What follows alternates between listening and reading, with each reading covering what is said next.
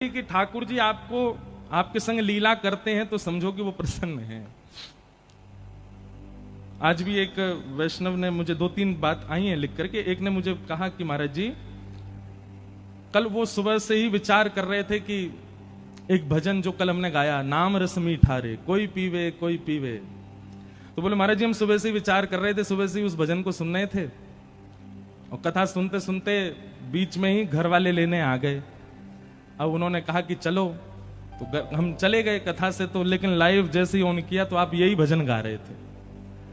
तो फिर उन्होंने अंत में एक बात लिखी कि महाराज जी प्रश्न ये है कि जब लाल जी ने हमारे मन की बात सुन ही ली थी, सुबह से जब हम उस भजन का चिंतन कर रहे थे, और मैं वो कोई भजन रेगुलर बेस पे नहीं गाता, कभी कथा में कभी कभी मन हो जाए तो गा देता हूं, और मुझे आता भी नहीं है अच्छे से। जब शुरू हो जाता है तब ढूंढता हूं मैं कहां है तो उसको गाऊं। कल पता नहीं क्यों गा दिया, और जबकि उसको गाने के लिए खूब ताकत भी लगानी, गले में ताकत थी नहीं, फिर भी क्यों गाया मुझे नहीं पता। तो आप श्री ने अपने पत्र में अंत में लिखा कि जब ठाकुर जी ने मन की बात सुन ही ली थी तो फिर पद तब क्यों नहीं गवाया जब मैं बैठी थी, जब हम चले गए पंडाल से तब ही क्यों गवाया। देखो, प्रेम का एक स्वरूप होता है, जैसे बहन भाई, सब लोग इधर देखो, बहुत ध्यान से सुनो, आवाज आ रही है ना सबको, बहुत ध्यान से सुनना। प्रेम का एक स्वरूप होता है कि हमारे प्रेमी को जो प्रिय होता है, यदि उसकी अनुपस्थिति में वो वस्तु आती है तो हम जबरदस्ती उसको चिढ़ाने के लिए उसकी अनुपस्थिति में उसका उपभोग करते हैं। जैसे हमारी बहन को या हमारे भाई को, एक उदाहरण के रूप में सुन लो कि पाव भाजी बहुत बढ़िया लगता है, और बेचारा वो पढ़ता है अमृतसर में, 4 दिन के लिए घर आया, रोज मां से बोले हम पाव भाजी बनाओ पाव भाजी बनाओ, 4 दिन से तो बनाया नहीं, और जिस दिन वो वापस चला गया उस दिन घर में पाव भाजी बनी। तो हम क्या करते हैं, पाव भाजी की फोटो भेजेंगे उसको, देख आज घर में बना है, जबरदस्ती उसको खाते हुए दिखाएंगे देख। या फिर कभी कभी किसी की एकादशी होती है, और एकादशी पर जो लोग एकादशी नहीं रखते वो जानबूझ करके वो सब्जी बनाएंगे जो एकादशी वाले को प्रिय है, वो तो खा नहीं सकता, तो उसको दिखा देगा खाते हैं देख। तो सामने वाला क्या होता है, वो मचल जाता है, वो थोड़ा चिढ़ जाता है। ये लेकिन चिढ़ाने के लिए नहीं, ये कोई प्रतिस्पर्धा नहीं है, ये प्रेम का एक स्वरूप है। तो ठाकुर जी जिन्होंने ये पत्र लिखा, कल ये पद उन्हीं के लिए गाया गया था, और ठाकुर जी ने ही गवाया था, लेकिन कब गवाया, जब वो चले गए कथा से। जब वो चले गए तब मानो ठाकुर जी सींग दिखा रहे हैं, देख अब गवाया मैंने। तो ये तो प्रेम का स्वरूप है, ठाकुर जी आपसे प्रेम करते हैं इसलिए आपके संग खेल रहे हैं। और जिस प्रेम में खेल नहीं हो वो प्रेम काय बात का। जिस प्रेम में प्रेमी चिढ़ाता ना हो, जिस प्रेम में प्रेमी आपकी टांग ना खींचता हो, जिस प्रेम में प्रेमी आपको परेशान ना करता, वो प्रेम थोड़ा ही है। जहां पर आप जो चाहते हैं वो होता है, आप जैसा मांगते हैं वो होता है, वो तो फिर उसको क्या बोलते हैं, वो तो क्या बोलते हैं उसको, वो तो फॉर्मेलिटी होती है। होटल में जाओ, जो मांगोगे मिलेगा। आप आधी रात 2 बजे फोन करके रिसेप्शन पे बोल दो मुझको पानी पूरी खानी है, तो वो अवेलेबल करके देंगे आपको। जहां पर प्रोफेशनल होता है, जहां पर फॉर्मेलिटीज होती हैं, जहां पर केवल व्यवहार होता है, वहां इच्छा अनुसार सब कुछ होता है। पर जहां प्रेम होता है वहां तो चिढ़ाना चिढ़ना लगा ही रहता है। ठाकुर जी आप जो चाहें वो आपको दे दें तो समझ जाना फॉर्मल हो गए ठाकुर जी। लेकिन आप जो चाहो मांगने पर भी ना मिले, खूब परेशान कर दें महाराज, थका दें बिल्कुल ही, समझो यही तो प्रेम है।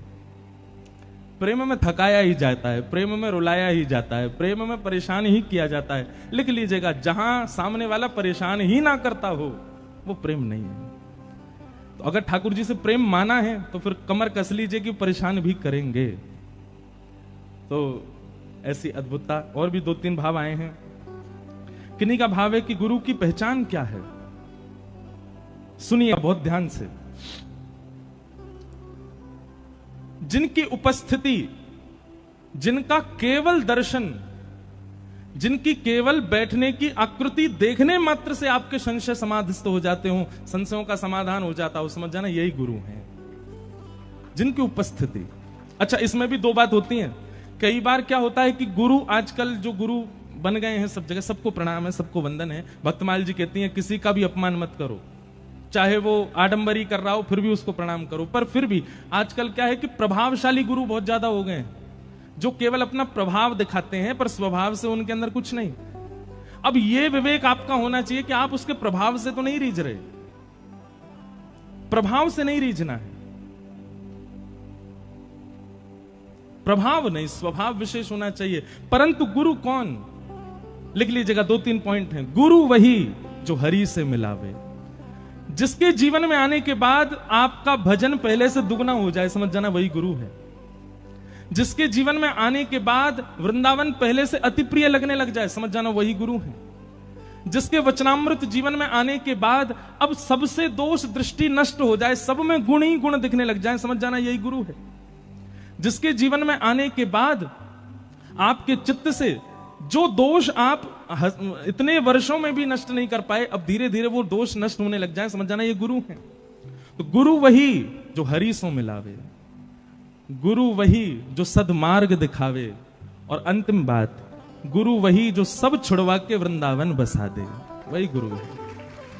आप लोग देखो, अन्यथा मत लीजिएगा, और अन्यथा लेने वाली बात नहीं है, पर आप सब लोग, कई लोग मुझे यहां दिख रहे हैं, वो तन है केवल उनका जलंधर में, पर वो अपने भाव से, अपने मन से, अपनी विचारधारा से जलंधर में है ही नहीं। और सही बताएं तो असली ब्रजवासी वही जो मन से सदा ब्रज में रहे। आज तन से बहुत लोग ब्रज में रहते हैं। मैं तो कई बार ब्रजवासी को ही डांटूं। अभी मेरी मथुरा में कथा थी, सब ब्रजवासी आते थे कथा में, तो हम ब्रजवासियों से भी कहते थे कि हमारा सौभाग्य कि हम ब्रज में जन्मे हैं। पर ऐसे ब्रज में जन्म लेने के बाद भी जब ब्रज का हमने वह उपयोग नहीं किया जो करना चाहिए, तो क्या फायदा। एक हमने कीर्तन बनाया ना, मंगला उठ यमुना तट जाओ, श्री राधा वल्लभ के दर्शन पाऊं, कृपा अभिलाषी जी राधिका रानी जी, हो सुन लो अर्ज हमारी हमारी, रहूं ब्रज रज को पास। हम तो बस सुना रहे हैं, गा थोड़ी रहे हैं, रुक जाओ, अभी सब गा देंगे तो फिर कथा कब होएगी। चलो गा ही लो। राधिका रानी जी वृषभानु दुलारी जी, राधिका रानी जी वृषभानु दुलारी जी, ओ सुन लो अर्ज हमारी हमारी, रहूं ब्रज रज को पास, रहूं ब्रज रज को। ये इस पंक्ति में हमने 3 भाव लिखे हैं। इन 3 बातों का अगर आपने वृंदावन में पालन कर लिया ना, तो समझ जाना यही असली ब्रजवास है। सबसे पहला, वृंदावन में जाने के बाद में प्रयास करो कि आप 3:30 पौने 4 बजे तो अपना बिस्तर छोड़ दो। सुबह सूर्य उदय आपके सामने होना चाहिए। जलंधर में सो तान दुपट्टा 10 बजे तक, आजकल हम भी 9 बजे तक सो रहे हैं सुबह, 2-2, 3-3 बजे तो रात में। और एक तो यहाँ कथा ने हमारा सारा डामाडोल कर दिया सिस्टम। क्यों? 10 बजे तो कथा पूरी होती है, और कहाँ और जगह कथाओं में नियम होता है कि 8:30 बजे तो प्रसाद पा करके 10 बजे तक तो बिस्तर पे होते हैं। अब यहाँ तो हम भोजन भी पहले ही कर आते हैं, शाम को कुछ खाते भी नहीं जाके। तो यहाँ तो पंजाब है भैया, सूर्यास्त पंजाब मस्त। अब वो बात अलग है, कई लोग कुछ और चीजों में मस्त होते हैं, पर हम सब तो महाराज भक्ति में मस्त हो रहे हैं। तो सबसे पहला, मंगला उठ यमुना तट जाऊं, मंगला उठ यमुना तट जाऊं, हे मंगला उठ यमुना तट जाऊं, मंगला उठ यमुना तट जाऊं। संकेत समझिएगा, अब पद में पूरी बात तो लिखेंगे नहीं, संकेत लिखते हैं। सबसे पहले वृंदावन में उठते स्नान करके यमुना जी का दर्शन करो। राधा रमन राधा वल्लभ, जहां भी आपके मंगला का समय, उससे पहले पहले यमुना जी को प्रणाम करके आओ। और यमुना जी के दर्शन करने के बाद मंगला दर्शन सबसे श्रेष्ठ हमारे श्री राधा वल्लभ जी का। मंगला उठ यमुना तट जाऊं, मंगला उठ यमुना तट। उसके बाद श्री राधा वल्लभ के दर्शन पाऊं, श्री राधा वल्लभ के दर्शन पाऊं, ओ प्यारे राधा वल्लभ के दर्शन पाऊं, प्यारे राधा वल्लभ के दर्शन पाऊं। कीरत सुत प्यारी जी बरसाने वाली जी, कीरत सुत प्यारी जी, बरसाने वाली जी। ओ सुन लो अर्ज हमारी हमारी, रहूं ब्रज रज को पास को पासी, रहूं ब्रज रज को पासी। पासी, रहूं ब्रज रज को पासी। अब पहला क्रम हो गया, वृंदावन जाते ही मंगला उठना है, यमुना जी दर्शन करके फिर राधा वल्लभ जी के दर्शन करने, फिर जहां जहां आपका मन हो जाओ। उसके बाद दूसरी क्रिया जो बहुत इंपॉर्टेंट है ब्रज में, वो क्या करनी है? ब्रजवासिन के मधुकर पाऊं, ब्रजवासिन के मधुकर पाऊं। इतने लोग बैठे हैं, कितने ने आज तक ब्रजवासिन की मधुकरी पाई है? हाथ उठा, झूठ मत बोलिए। हमारे कृष्णानंद जी महाराज जी जब भी वृंदावन आते हैं, मैया से कह के बोले घर की मधुकरी पवाओ। लेकिन एक मधुकरी में एक बात का ध्यान रखना, दो चीजों का ध्यान। पहली बात तो मधुकरी किसी परिचित के यहां नहीं पानी है, आपका परिचित नहीं होना चाहिए जिसके आप मधुकरी पाओ। संतों की बात अलग है, अपरिचित के यहां जाओ, और हर बार मधुकरी एक नए घर से होनी चाहिए। दूसरी बात, मधुकरी किसी पात्र में, दोना में, पत्तल में नहीं पानी है। अंजलि, दोनों हाथ एक करो, जितना आ सके इसमें ग्रहण करो। ये दो क्रिया है भैया। पूरी दुनिया में 1000 माला करने का जो फल मिलेगा, 100 यज्ञ करने का जो फल मिलेगा, वो ब्रजवासी के यहाँ की टूक प्रसादी मधुकरी पानी से मिल जाएगा। और भैया हमें फल नहीं चाहिए, हमें तो श्याम सुंदर चाहिए। आप मधुकरी पाकर के वृंदावन में एक बार रहो तो सही, स्वप्न में ही सही, ठाकुर जी दिखेंगे जरूर। मधुकरी की है। आज कितने संत जन वृंदावन में मधुकरी पर रहते हैं। ब्रजवासिन के मधुकरी पाऊं, ब्रजवासिन के मधुकरी पाऊं। ओ प्यारे राधा रमण संग नैन लगाऊं, राधा रमण संग नैन लगाऊं। ओ प्यारे राधा रमण संग नैन लगाऊं।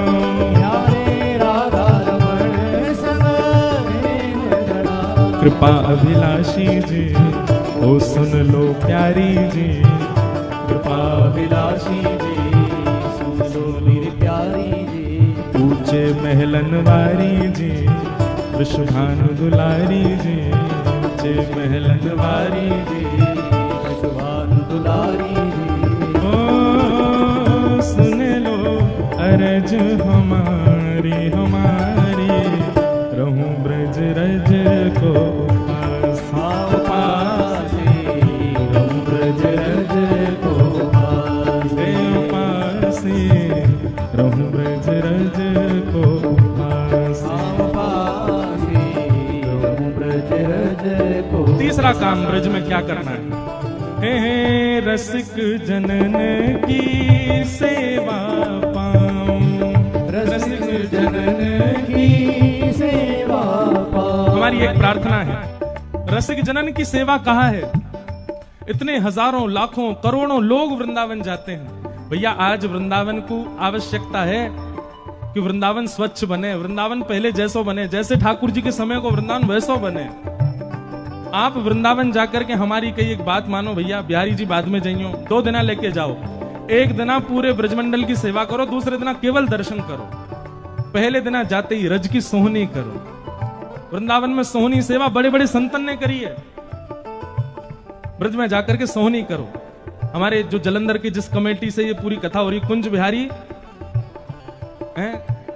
राधा कुंज बिहारी सेवा समिति, श्री राधा कुंज बिहारी सेवा समिति को हम व्यासपीठ से निवेदन कर रहे हैं कि जलंधर से खूब सारे वैष्णवों को लेकर के वृंदावन जावें और एक दिन केवल पूरे परिक्रमा मार्ग में सोहनी करके आओ।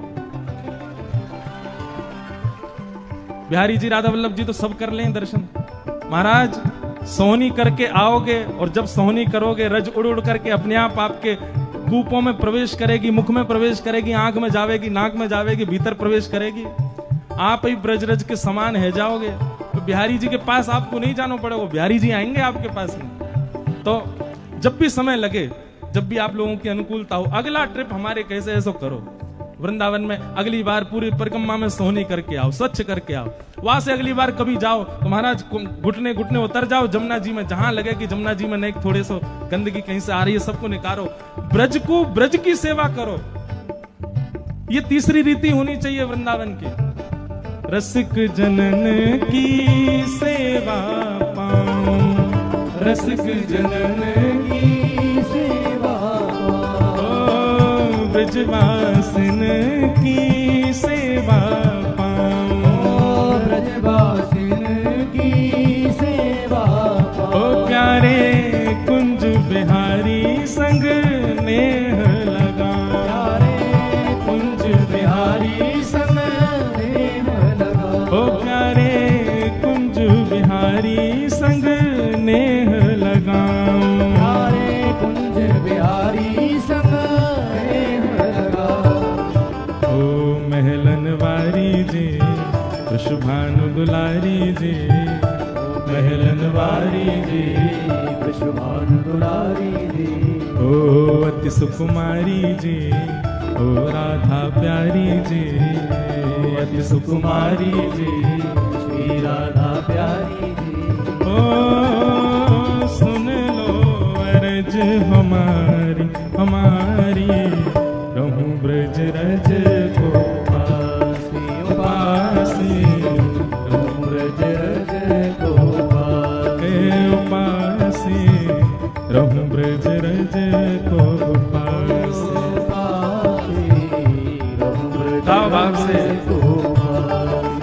ओ राधिका रानी जी वृषभानु दुलारी जी, राधिका रानी जी वृषभानु दुलारी जी, ओ सुन लो अर्ज हमारी हमारी, रहूं ब्रज रज को उपासी, उपासी, रहूं ब्रज रज को उपासी, रहूं ब्रज रज को उपासी, रहूं ब्रज रज को उपासी।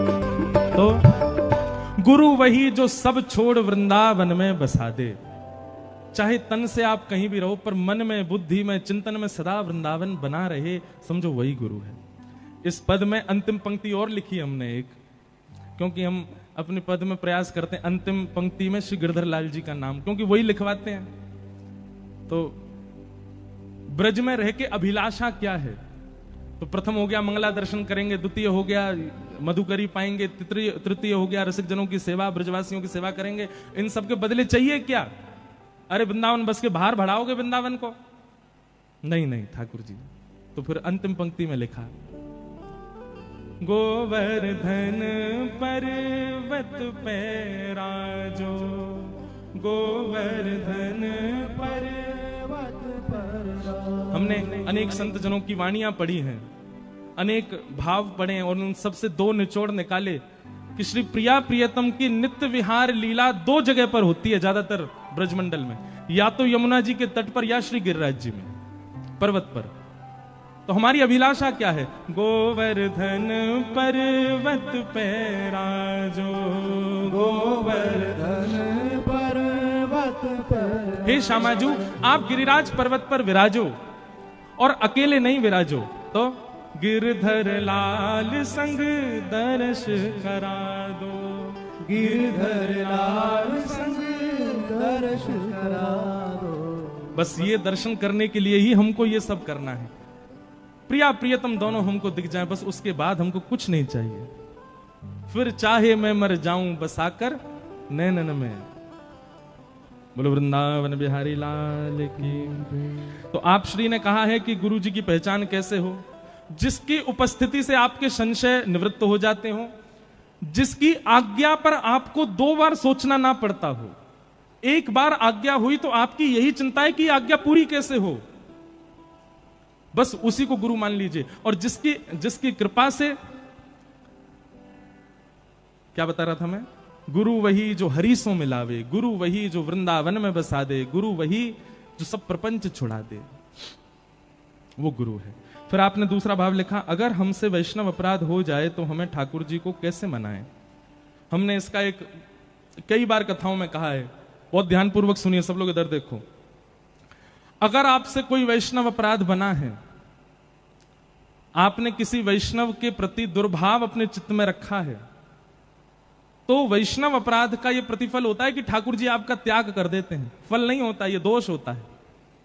ठाकुर जी त्याग कर देते हैं, आपका भजन कम होने लग जाएगा, आपका कथाओं में रुचि कम हो जाएगी, वृंदावन जाने पर थोड़ी नीरसता लगने लगेगी।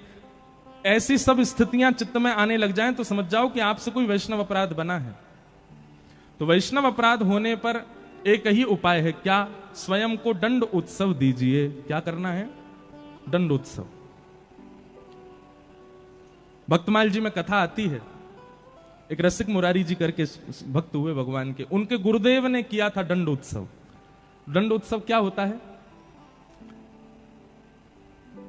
आप जैसे ही लगे कि अब भजन कम हो रहा है, वृंदावन के प्रति नीरसता आ रही है, कथा में मन नहीं लग रहा है, वैष्णव अब प्रिय नहीं लग रहे हैं, नाम जप में पहले जैसी रुचि नहीं है, तो वैष्णव अपराध बनाए जरूर, तुरंत वृंदावन जाओ और 5 दिन के लिए स्वयं को वहां दंड दीजिए। कैसा दंड देना है?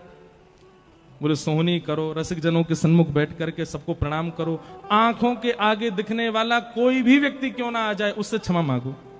चाहे वो रिक्शा वाले भैया, भैया हमको क्षमा कर दो, टेम्पो वाले भैया आ जाओ, उनसे बोलो क्षमा कर दो। अब कहां तक जाएं, अब तो बहुत अति हो जाएगी, नहीं तो महाराज वृंदावन का तो कीट पक्षी पतंगा कोई भी सामने आ जाए उससे भी क्षमा मांगो, हमको क्षमा कर दो। 4 दिन तक अपने आप को दंड उत्सव दीजिए। ये दंड भी है और उत्सव भी है। दंड देते हुए उत्सव मनाओ, क्या? सबसे क्षमा मांगो। और फिर अंतिम दिन झरा भंडारा करो किसी भी आश्रम में जाकर के, खूब सारे रसिकजनों को बुला करके सबको भोजन प्रसाद पवा करके दक्षिणा दे करके सबसे क्षमा मांग करके फिर लौट करके जलंधर आओ। देखना आपका भजन बढ़ जाएगा, आपका पुनः कथा में प्रति रुचि बढ़ जाएगी, वृंदावन के प्रति प्रेम बढ़ जाएगा, फिर से ठाकुर जी के प्रति प्रिय लगेगा। वैसे देखो, हर महीना अपने आप को दंड उत्सव दिया करो, 2 दिन का, 4 दिन का, 1 दिन का, जितने दिन वृंदावन में रहते हो उतने दिन दंड उत्सव करके आओ, सबसे क्षमा मांग के आओ, क्योंकि हमसे अपराध बनते ही बनते हैं। क्षमा मांगने से अपराध नष्ट होता है, वैष्णव अपराध। फिर किन्हीं का एक गंभीर प्रसंग भी आया है। उन्होंने कहा है कि महाराज जी आप कहते हो तजोरे मन हरि विमुखन को संग, हम नहीं कहते, गोस्वामी श्री सूरदास जी महाराज कह रहे हैं और शास्त्राज्ञा भी कर रहे हैं।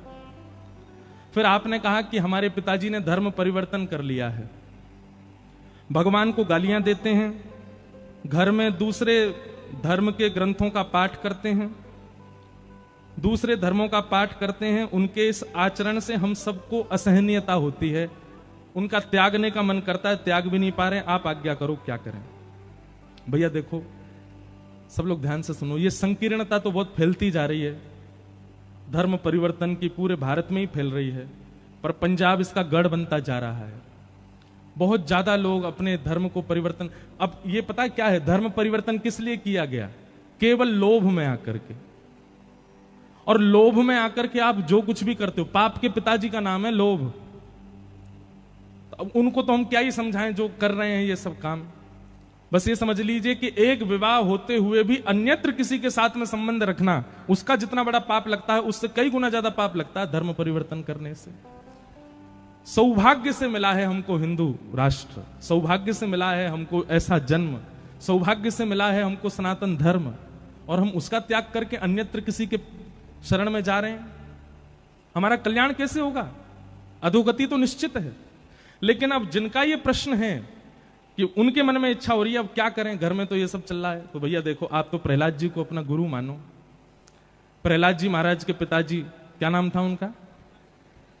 हिरण्याक्ष नहीं, हिरण्यकश्यप। हिरण्याक्ष उनके चाचा जी का नाम है। तो हिरण्यकश्यप जो हैं वो कैसे, ये ऐसे ही हैं, भगवान को गालियां देते हैं, घर में उल्टे सीधे काम होते हैं, सब तरीके से प्रहलाद को रोकते हैं कि तुम भजन मत करो, तुम ये मत करो, तुम। पर प्रहलाद जी ने पता है क्या किया? प्रहलाद जी ने पिताजी का त्याग नहीं किया, अपना भजन नहीं छोड़ा, करते रहे करते रहे करते रहे। सब अपना प्रारब्ध भोग रहे हैं संसार में, सब अपने प्रारब्ध से कर रहे हैं इस संसार में जो कर रहे हैं। तजोरे मन हरि विमुखन को संग, वहां पर सूरदास जी कहते हैं मन से त्याग करो सामने वाली व्यक्ति का, तन से त्याग मत करो। आपको तन से नहीं छोड़ना उसको, मन में जो उसकी स्थिति थी, मन में जो उसका सम्मान था, उसका त्याग कर दो। महादेव ने सती का त्याग किया, कैसे त्याग किया? सती परीक्षा लेकर के आई राम जी की, तो महादेव को पता चल गया कि बताओ इतना विश्वास नहीं, भगवान की परीक्षा लेकर के आई है। और फिर महादेव ने पूछा कि आप कहां गई, तो झूठ और बोल दिया कि मैं तो पास से प्रणाम करने गई थी। महादेव ने क्या किया, सती का त्याग किया, पर त्याग तन से नहीं किया, मन से किया। कैसे त्याग किया, जो आसन बगल में लगाते थे हमेशा उसको सामने लगा दिया। अब आप हमारे बगल में बैठने योग्य नहीं हो, सामने बैठो, क्योंकि बगल में तो गृहिणी बैठेगी और गृहिणी का भाव आप खो चुकी हो अब। इसलिए जो कोई भी इस प्रकार के हैं जो हरि विमुख हैं और उनसे आपका ऐसा संबंध है कि आप तन से उनको छोड़ नहीं सकते, तो मन से उनका त्याग करो। फिर तो केवल एक व्यवहार मात्र निभाओ कि आपसे हमारा यह संबंध है। तो जब तक इसके पीछे एक कथा सुना है, जगन्नाथ भगवान के एक परम भक्त हुए, मैंने कई बार सुनाई है ये कथा, और ये प्रश्न एक बार नहीं बहुत बार आ चुका है मेरे पास, पर जलंधर में है तो मैं सुना देता हूं। भगवान जगन्नाथ जी के परम भक्त हुए, उनका नाम था अंगद जी। क्या नाम था, अंगद जी। अंगद जी जो थे वो एक राजा के मंत्री थे, बहुत ध्यान से सुनना। अंगद जी की जो पत्नी थी वो बहुत सुंदर थी और अंगद जी उससे बहुत प्रेम करते थे, परंतु पत्नी जो थी वो परम भक्त थी, कथाओं में जाना, सत्संग सुनना, ये सब में उसकी बड़ी रुचि। अंगद जी को कथा वथाओं से कोई मतलब नहीं था। उन्होंने पत्नी से स्पष्ट कह दिया, तुम जहां जाओ कथा सुनो, भक्ति करो, संत महात्माओं को प्रसाद पवाओ, सब करो, मुझसे कभी मत कहना कि ये सब करो, मुझसे नहीं होता। पत्नी बोली ठीक है कोई बात नहीं, आप अपने राजपाट पे ध्यान दो, हम भक्ति करें। अब एक दिन क्या हुआ, एकादशी का दिन था, तो संत महात्माओं ने कहा कि आज आश्रम में कोई उत्सव चल रहा है, सत्संग कहां हो, शांति हो, ऐसी जगह सत्संग हो। अंगद जी की पत्नी बोली आप सब हमारे घर चलो, हमारे घर पे ही सत्संग कर लो। तो सब संतों को लेकर के अंगद जी की पत्नी घर आ गई और वहीं पर ही सत्संग होने लगा। समाज बैठ करके नृत्य कर रहे हैं, कीर्तन हो रहा है, कथा हो रही है। शाम का समय अंगद जी लौट करके आए अपने घर।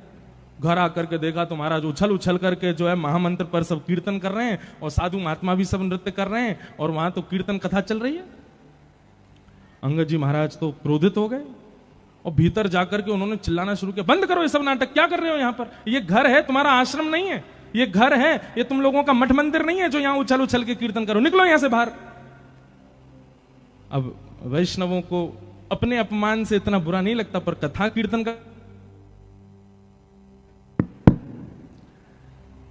कीर्तन का कोई अपमान करे ये वैष्णवों से सहन नहीं होता।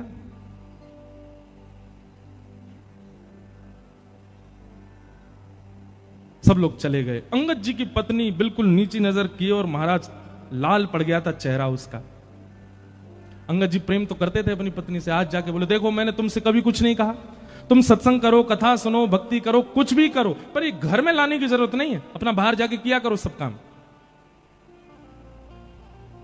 उसी समय अंगद जी की पत्नी बोली ये बात आप प्रेम से मुझे सत्संग के बाद भी कह सकते थे, कम से कम गुरुजन और इतने सब साधु महात्मा सत्संगी आए थे, उन सब के बीच में उपद्रव तो नहीं करना चाहिए था आपको, और ये मुझसे प्रेम से बात क्यों कर रहे हो, मैं कौन हूं, गृहिणी हूं, पत्नी हूं, केवल इसलिए प्रेम से बात करो। इतना ही प्रेम उनके सामने दिखा दिया होता, वहां तो तुम चिल्ला रहे थे। अरे जिन गुरुजनों के चरणों में प्रणाम करती हूं, जिन संत जनों को मैं वंदन करती हूं, उनके सामने तुमसे प्रेम से नहीं बोला गया, मुझको प्रेम दिखा रहे हो। सुनिए, आपके इस कृत्य की क्षमा तो नहीं दे सकती मैं आपको, पर मैं आपको छोड़ करके भी नहीं जा सकती, क्योंकि मैं पतिव्रता नारी हूं, आपके साथ रहना पड़ेगा मुझको। पर मेरा आज से नियम होगा क्या, मैं घूंघट करके रहूंगी, आपको ना तो अपना मुख दिखाऊंगी ना आपका मुख देखूंगी, आपके लिए भोजन बनाऊंगी, आपके बर्तन कुर्तन जो करना है सब काम करूंगी, घर के जो भी गृह गृहस्थी के काम होते हैं सब निभाऊंगी, लेकिन ना आपका मुख देखूंगी ना अपना मुख दिखाऊंगी। ये मेरा आज प्रण है। अंगद जी की पत्नी ने, अब इसको आप क्या समझेंगे, तन से वो संगी ही है पर मन से त्याग कर दिया उसने।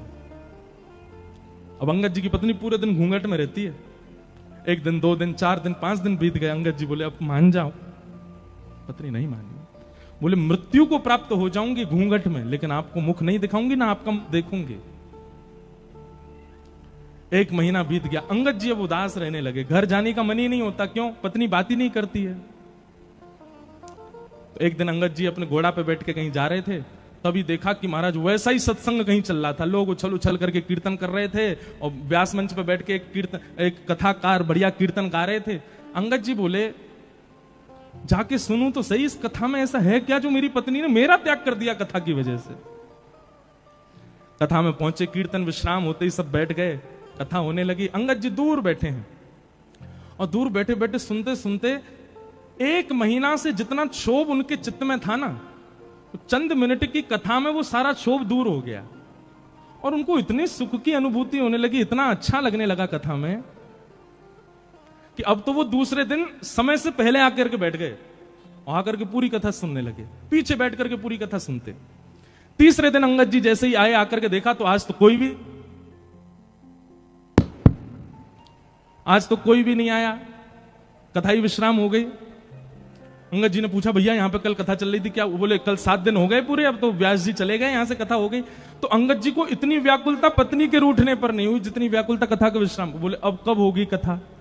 बोले, कथा तो भैया अब अगले वर्ष होगी, परंतु वो व्यास जी थोड़ी दूर एक गांव है, वहां पे आज से कथा उन्होंने प्रारंभ कर दी है, आपको सुननी हो तो वहां चले जाओ। अंगद जी दौड़ करके गए, महाराज दूसरे गांव में जाके कथा सुनने लगे। अब तो अंगद यही नियम बन गया,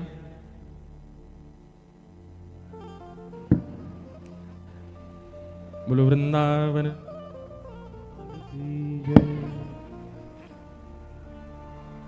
श्री कृष्ण गोविंद हरे मुरारे, हे नाथ नारायण वासुदेव। श्री कृष्ण गोविंद हरे मुरारे, हे नाथ नारायण वासुदेव। श्री कृष्ण गोविंद हरे मुरारे, हे नाथ नारायण वासुदेव। श्री कृष्ण गोविंद हरे मुरारे, हे नाथ नारायण वासुदेव। ठाकुर जी खेल रहे हैं, माइक बंद कर रहे हैं बार बार, पर या से ज्यादा ना खेल जाइयो लाला, नहीं तो हम ब्रजवासी दिखाई देंगे फिर। बोलो वृंदावन बिहारी लाल। तो हम क्या बता रहे थे? अंगद जी महाराज दूसरे गांव में जाके कथा सुनने लगे, इतनी आसक्ति कथा के प्रति हो गई उनकी। अब तो अंगद जी को घर में पत्नी रूठी बैठी है, उससे भी उनको कोई फर्क नहीं, बढ़िया जाते हैं, प्रेम से घर में जाते हैं, पत्नी भोजन खिला देती है, पा लेते हैं, सो जाते हैं, सुबह उठ के राजपात का काम देखते हैं, दोपहर में जाके कथा सुनते हैं। ऐसा नियम चलने लगा। पत्नी के भी मन में होने लगा, पहले तो इनको चिंता थी कि मैं देखती नहीं हूं, अब तो ये चिंतित भी नहीं लगते मुझको। एक दिन गांव में पुनः कथा होने लगी और जैसे ही कीर्तन प्रारंभ हुआ महाराज, तो अंगद जी महाराज पीछे खड़े होकर उछल उछल करके उन्माद नृत्य कर रहे थे।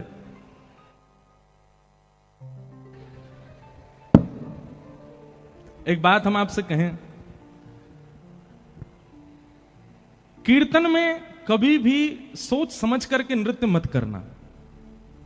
4 आदमी उठा रहे हैं तब आप नृत्य करो, इससे बढ़िया मत करो। नृत्य कब करो? जब आप स्वयं को रोक नहीं पाओ, तब ही नृत्य करना। इस बात को हम प्रमाणित ऐसे कर सकते हैं, भगवान स्वयं कह रहे हैं, वाग गदगदा द्रवते यस्य चित्तम रुदत्त भिक्षणम हसति क्वचिच्च विलज्ज उद्गायत नृत्यते च मदभक्ति युक्तो भुवनम पुनातु। ठाकुर जी कहते हैं, जो सोच समझ करके नृत्य कर रहा है, समझो वो आडंबर है, वो भी दंभ है। पर जिसके पांव रुक ना पाए, जिसके हाथ रुक ना पाए, जिसके नेत्र स्वयं को रोक ना पाए, जिसका मन स्वयं को रोक ना पाए, समझ जाना उसके चित्त में मैं ही खड़े होकर के नृत्य कर रहा हूं, तभी वो नृत्य कर रहा है। इसलिए कभी भी संकीर्तन, कीर्तन, भजन में सोच समझ के नृत्य नहीं। आप स्वयं को थोड़ी देर रोक के रखो, जब लगे कि अब रुका ही नहीं जा रहा, तब नृत्य करो, तब समझना कि चित्त में श्याम सुंदरी नृत्य कर रहे हैं, और वो जो सुख होगा ना, वो अद्भुत ही होगा। तो ऐसा उन्माद नृत्य कर रहे थे कि महाराज सारी श्रोताओं की दृष्टि चली गई। उसी सत्संग में सबसे आगे बैठी थी अंगद जी की पत्नी, उसको भी नहीं पता था कि पीछे वो है, और ना अंगद जी को पता था पत्नी बैठी। तो सब लोग देखने लगे, व्यास जी भी उन्हीं को देखने लगे। तो पत्नी ने कहा कि कौन नृत्य कर रहा है, देखूं। तो पीछे देखा तो अंगद जी नाच रहे थे। पत्नी बोली, ये मेरे पतिदेव ही हैं? बार बार अपनी आंख मीड़ करके देखे, बोले हाँ लग तो वही रहे। अब उसने अपना मुख छुपाया और कथा में वो पूरी दृष्टि उन पर ही रखी। तो देखिए महाराज, जैसे ही कथा हो, भाव आवेश में आकर के रुदन करने लग जाएं, कभी हृदय पर हाथ रखें। पत्नी को लगा कहीं ऐसा तो नहीं मुझको रिझाने के लिए ऐसा कर रहे हैं। उसने कुछ दिन जांच पड़ताल की, किसी से बात की कि भैया ये वैष्णव तो बड़े आनंद, अरे महाराज इनकी तो पूछो मत, ये हर गांव में कथा सुनने जाते हैं और पिछले 1 वर्ष से कथा सुन रहे हैं। इनका तो भाव ही अलग है, इनका तो भाव ही विलक्षण है। पत्नी समझ गई, बोले कि अब अंगद जी पुराने वाले नहीं हैं। आज घर पर जैसे ही गए तो पत्नी उघारे मुख से खड़ी थी, घूंघट उठा के। अंगद जी जैसे ही घर पहुंचे तो देवी मैं आ गया हूं, घूंघट कर लो। अंगद जी की पत्नी बोली अब घूंघट नहीं करना, हरि विमुख अंगद से मैंने घूंघट किया था, अब हरि सन्मुख अंगद है, अब आपसे काय को घूंघट करूं मैं, आप मेरा मुख देख लो। लेकिन अब अंगद जी की स्थिति क्या हो गई सुनो। अंगद जी बोले देवी क्षमा करना, बुरा नहीं मानना, पहले तुमको देखना अच्छा लगता था, अब वो सुख नहीं मिल रहा है, अब तो केवल एक ही अभिलाषा है कि शामा शाम कब देखेंगे। बसो मोरे नैनन में यह जोरी, बसो मोरे नैनन में यह जोरी। नव दुल्हे ब्रजराज सांवरो, नव दुल्हे ब्रजराज सांवरो, दुल्हन राधा गोरी, दुल्हन राधा गोरी। बसो मोरे नैनन में यह जोरी, बसो मोरे नैनन में यह जोरी। तो जिनका भी ये प्रश्न था कि हमारे पिताजी ऐसे हो गए, हम क्या करें, जैसे अंगद जी की पत्नी ने मन से त्याग किया वैसे त्याग करो। भगवान की कृपा हो गई, अगर सुधर जाएं तो अच्छी बात है, और नहीं सुधरें तो फिर कोई दिक्कत नहीं। सब अपना प्रारब्ध भोग रहे हैं संसार में। आप केवल एक बार दो बार प्रार्थना कर सकते हो, आप पीछे नहीं पड़े रह सकते किसी व्यक्ति के कि वो सुधर जाए। हम आपसे फिर प्रार्थना करते हैं, जो माता पिता बालकों के पीछे पड़े रहते हैं, भक्ति करो, भजन करो, मंदिर जाओ, कथा, काहे को पीछे पड़ रहे हो उसके प्रारब्ध में भक्ति भाव होगा तो वो करेगा, नहीं कर रहा है तो फिर कोई बात नहीं, आप एक आध बार प्रयास करो, उसके बाद वो ना करे तो पीछे मत पड़े रहिए उसके। तो इस प्रकार ये सब प्रश्न आए हैं आज। फिर एक किन्हीं का ये भाव आया है कि वे कथा सुनने जम्मू से यहां 7 दिन के लिए जलंधर आए हैं। उनका भाव है कि महाराज जी कभी जम्मू भी कथा करने आओ, वैष्णो देवी मैया से कृपा करो, प्रार्थना करो कि वो हमको बुलावें, तो जल्दी जम्मू भी कथा सुनाने के लिए आएंगे। बोलो भक्तवत्सल भगवान की। तो आइए अब कथा प्रसंग थोड़ा सा श्रवण करें। सब कथा प्रसंग ही है, ये सब भाव भी जो हम बता रहे हैं प्रश्नों के, ये भी सब कथाओं से ही हैं। सौनकादि ऋषि बैठे हैं सामने और सूत जी महाराज से उन्होंने 6 प्रश्न किए। 6 प्रश्न कौन कौन से हैं, बहुत ध्यान से सुनिएगा। इन्हीं 6 प्रश्नों में 7 दिन की कथा होती है। सबसे पहला प्रश्न किम श्रेय, दूसरा शास्त्र सारः क, तीसरा स्व अवतार प्रयोजनम, चौथा किम कर्म, पांचवा के अवतारश्च, और छठवा धर्म कम शरणम गतः। ये 6 प्रश्न हैं। सबसे पहला प्रश्न क्या है कि भगवान के अवतार का श्रेय किसको जाता है, क्रेडिट किसको जाता है, भक्तों को कि राक्षसों को? ठाकुर जी किसके लिए आते हैं पृथ्वी पर, भक्तों के लिए आते हैं कि राक्षसों के लिए आते हैं? सबसे पहला प्रश्न। दूसरा शास्त्र सारः क, हमारे इतने सारे शास्त्र हैं हिंदू वैदिक सनातन धर्म में, इन सबका सार क्या है? तीसरी बात स्व अवतार प्रयोजनम, भगवान के अवतार का प्रयोजन क्या है? भगवान कभी राम बन के आते, कभी कृष्ण बन के आते, कभी परशुराम बन के आते, ये बात तो समझ में आती कि इंसान जैसे बन के आए। कभी कभी भगवान कछुआ बने आए, कभी भगवान मत्स्य बने आए, कभी नरसिंह बने आए, कभी बराह बने आए। ये रूप क्यों? जब भगवान एक ही है और समस्त भगवानों में एक समान शक्ति है, तो फिर रूप क्यों बदलते हैं? भगवान एक ही रूप में सारे अवतार क्यों धारण नहीं करते, रूप क्यों बदलते हैं बार बार? स्व अवतार प्रयोजनम। और उसके बाद किम कर्म, भगवान का कर्म क्या है, भगवान करते क्या है? हमने तो सुना है कि कर्म की उन पर कोई गति नहीं होती, तो फिर भगवान करते क्या है? किम कर्म। और फिर अगला प्रश्न के अवतार, अवतार कितने हैं भगवान के? तो कोई 10 बताता, कोई 24 बताता। और अंतिम प्रश्न क्या है? ठाकुर जी के स्वधाम जाने के बाद धर्म कम शरणम गतः, धर्म किसकी शरण में है? जिस धर्म को स्थापित भगवान ने कर दिया, उस भगवान के जाने के बाद धर्म किसकी शरण में गया? ये 6 प्रश्न समझ में आए? 6 प्रश्न आए तो कोई के नहीं है, फिर भी सुन लो। पहला प्रश्न, भगवान के अवतार का श्रेय किसको जाता है? किसके लिए आते हैं भगवान? राक्षसों के लिए? राक्षसों के लिए आते हैं कि भक्तों के लिए आते हैं? बताओ। हैं? वो तो हमको पता है, जबरदस्ती बहती गंगा में हाथ तो सब धो ही दोगे। प्रमाणित करो कि भक्तों के लिए आते हैं, राक्षसों के लिए। और अगर भक्तों के लिए आते हैं तो फिर क्यों रावण को मारा? भक्तों के लिए आते हैं तो क्यों पहले प्रहलाद पर कृपा ना करके पहले हिरण्यकश्यप को मारा? देखो, ठाकुर जी आते तो भक्तों के लिए ही हैं, पर उस भक्त का इतना स्मरण किया जा चुका होता है राक्षसों के द्वारा, उस भक्त के भले ही कुभाव से ही सही, उस भक्त की इतनी सेवा की जा चुकी होती है राक्षस के द्वारा, नित्य दर्शन। अरे भाई, वैष्णव दर्शन ही तो बहुत बड़ा लाभ है। अब भले ही हिरण्यकश्यप द्वेष बुद्धि से करता था, पर करता तो था प्रहलाद के दर्शन। तो इतने दर्शन कर लिए भक्त के कि महाराज उस दर्शन से इतना फल बढ़ गया, वैष्णव दर्शन से इतना फल बढ़ गया राक्षस का, कि भगवान आते पहले राक्षस का वध करते हैं, राक्षस पर अनुग्रह करते हैं। अब बुलाया किसने? गजेंद्र ने। पर आते ही सुदर्शन चक्र कहां चलाया? ग्राहक के ऊपर, मगरमच्छ के ऊपर। क्यों? गजेंद्र के पैर को मुख में लेके बैठा था, भक्त के पांव को शरणागति लेकर के बैठा, इसलिए पहले उस पर कृपा की। तो आते तो ठाकुर जी वैष्णव भक्तों के लिए हैं, पर उन वैष्णव भक्तों को प्रताड़ित करने वाले ये राक्षस इतना वैष्णव संग कर चुके हैं कि इन पर कृपा हो जाती है और ठाकुर जी पहले इनका उद्धार कर देते हैं। तो ठाकुर जी किसके लिए आते हैं? वैष्णवों के लिए, भक्तों के लिए आते हैं। फिर दूसरा प्रश्न क्या है? शास्त्र सारह का। बहुत ध्यान से सुनिएगा, यह प्रश्न आप लोगों से कई लोग पूछ सकते हैं, कई विधर्मी पूछ सकते हैं, इसका उत्तर आपके पास होना चाहिए। हमारे हिंदू वैदिक सनातन धर्म में इतने सारे शास्त्र हैं, इनका सार क्या है? एक बात आप ध्यानपूर्वक सुनिए। वेदव्यास जी महाराज ने 4 वेद लिखे, 17 उपपुराण 18 उपपुराण लिखे, 18 महापुराण लिखे।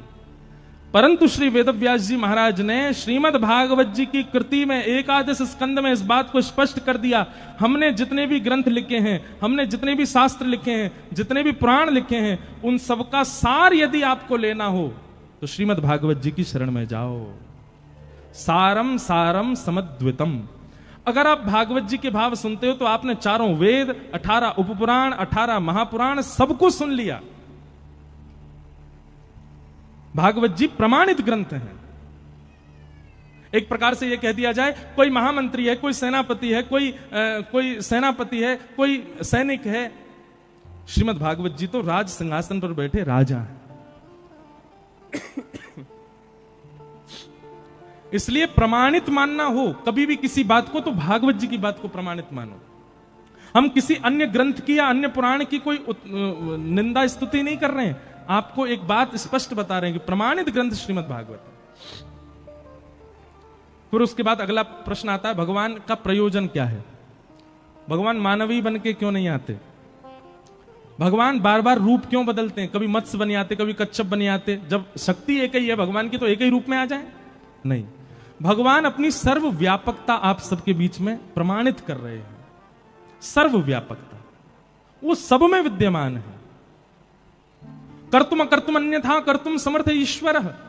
अरे जिस सुगर को सब लोग हीन मानते हैं, जिसके स्पर्श मात्र से नहाना पड़ता है, उसके रूप में भी श्री ठाकुर जी आ जाते हैं। मानो अपनी 2 बातें बताते हैं, पहली तो मैं सर्वव्यापक हूं, और दूसरी बात जो सबसे उपेक्षित है, मैं उसके रूप को धारण करने में भी कोई लज्जा नहीं रखता।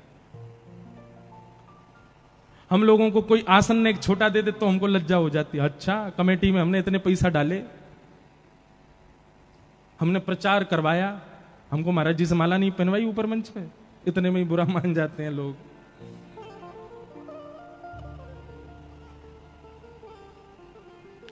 तो ठाकुर जी अपनी सर्वव्यापकता बताते हैं अनेक अनेक रूप में आकर के। किम कर्म, भगवान करते क्या हैं? मैं भगतन को दास भगत मेरे मुकुट मणि। ठाकुर जी करते क्या है पता है? केवल भक्तों के प्रेम भाव को ही ढूंढते रहते हैं कि अब ये क्या करने वाले हैं, अब ये कौन सा भाव मुझे प्रस्तुत करने वाले हैं। संसार के जितने भी चतुर लोगों के भाव हैं, ये सब भगवान को पता होते हैं, पर प्रेम लक्षणा भक्ति में जो भक्त रहता है, उसके प्रेम का अब क्या भाव आने वाला है, ये ठाकुर जी को नहीं पता होता। उसको देखने के लिए ठाकुर जी बैठे रहते हैं। जैसे हमारे अष्टछाप के सखाओं में कौन हुए? उम्मनदास। अष्टछाप के सखाओं में कौन हुए? श्री गोविंद स्वामी। अष्टछाप के सखाओं में कौन हुए? श्री सूरदास। अष्टछाप के सखा श्री गोविंद दास जी की एक लीला आती है कि गोविंदास, बहुत ध्यानपूर्वक सुनिएगा नहीं तो आपके मन में प्रश्न उठ सकते हैं। गोविंदास जी एक दिन शौच के लिए गए। सोचो उनकी भक्ति स्थिति कितनी ऊंची है। गोविंदास जी एक दिन सुबह सुबह शौच करने के लिए गए जंगल में, और शौच करने के लिए जब गए तो ठाकुर जी के मन में आ गया कि मुझे इसके संग खेलना है। और शौच करते हुए गोविंदास जी बैठे हैं, शौच निवृत्त हो रहे हैं, और सोई ठाकुर जी वन में पहुंच गए और पीछे से फलन ने तोड़ तोड़ के गोविंदास पे मार रहे हैं। अब गोविंदास देखे कौन आया, और पीछे देखो त्रिमंगलली ठाकुर जी खड़े हैं। अब आप विचार कर सकते हो, हम इतने शुद्ध, इतने पवित्र, इतनी मर्यादाओं का पालन करते हैं, तब भी ठाकुर जी के सामने अपने घर की सेवा में जाते हैं, और यहाँ गोविंदास के साथ में ठाकुर जी ये भी विचार नहीं करते कि वो शौच के लिए जा रहा है। और ये केवल गोविंदास के साथ हुई घटना नहीं है। इसी कलिकाल में, इन्हीं 50 वर्ष के अंतराल में हमारे गोरखपुर में विराजमान हुए श्री राधा बाबा महाराज। नाम सुना राधा बाबा का? राधा बाबा महाराज की ऐसी अद्भुतता, वे अपने संपूर्ण जीवन काल में कभी वृंदावन नहीं आए, पर उन्होंने वृंदावन के लिए एक ग्रंथ लिखा, एक छोटी सी पुस्तक लिखी, उसका नाम है केली कुंज। और केली कुंज में बाबा ने एक एक बात लिख दी। केसी घाट से बिहारी जी कितने दूर हैं, बिहारी जी से राधा वल्लभ जी की दूरी कितनी है, बीच में कैसे कैसे चौराहे आते हैं, कहां पर भगवान की गौचारण लीला हुई है, कहां पर अक्रूर घाट है, अटल वन कहां पर है, ये सब केली कुंज में महाराज जी ने लिखा है। उनसे किसी ने पूछा, बाबा आप कभी वृंदावन तो गए नहीं, तो वृंदावन को पूरा भाव कहां थे आगो? बोले मैं वृंदावन ना गयो, वृंदावन मुंह में ही रहे, मेरे चित्त में ही रहे। तो किसी ने कहा बाबा आप तन से भी एक बार वृंदावन जाओ, तो वे कहते बोले अगर मैं तन से वृंदावन गयो तो फिर वापस कभी आ नहीं पाऊंगा, या हमारे मैं जाऊं ना हूं। ऐसे राधा बाबा महाराज गोरखपुर में विराजते थे। तो उनकी लीला में एक बात आती है कि वे सुबह सुबह जब शौच के लिए जाते थे, सुबह 4:30-5 बजे, एक माताजी, बूढ़ी माताजी उनके पीछा करती थी। और जब वे शौच के लिए दूर वन में बैठे होते तो वो माताजी एक झाड़ी के पीछे बैठ के बाबा को देखती थी। तो बाबा के किसी शिष्य परिकर ने ये देख लिया। उसने माताजी को पकड़ के कहा, बोले हे मैया सुनो, हम सब जानते हैं तुम सुबह सुबह जाती हो बाबा के पीछे, है शौच के समय तो कम से कम ये सब नहीं करना चाहिए आपको। संत महापुरुष हैं बेचारे, पूरे दिन दर्शन देते हैं, दुनिया भर के लोग दर्शन करने आते हैं, पूरे दिन दर्शन किया करो, आप सुबह सुबह क्यों जाती हो उनके पीछे? तो माताजी के नेत्र सजल हो गए। वो बोले मैं बाबा के पीछे नहीं जाती। तो बोले बाबा जब सुबह सुबह शौच के लिए जाते हैं ना, तब इनके पीछे नन्हों से, सांवरों सलोनों से एक बालक जावे, और वो बाबा के सामने ही बैठो रहे। वो पूरे दिन नहीं रहता, वो सुबह सुबह जब ये शौच के लिए जाते हैं तभी आता है। मैं तो उस बालक को देखने जाती हूँ। और बाबा जब शौच में बैठे होते हैं ना, तो इन दोनों की आपस में चर्चा चलती है, बड़े ठाके मार मार के दोनों हंसते हैं।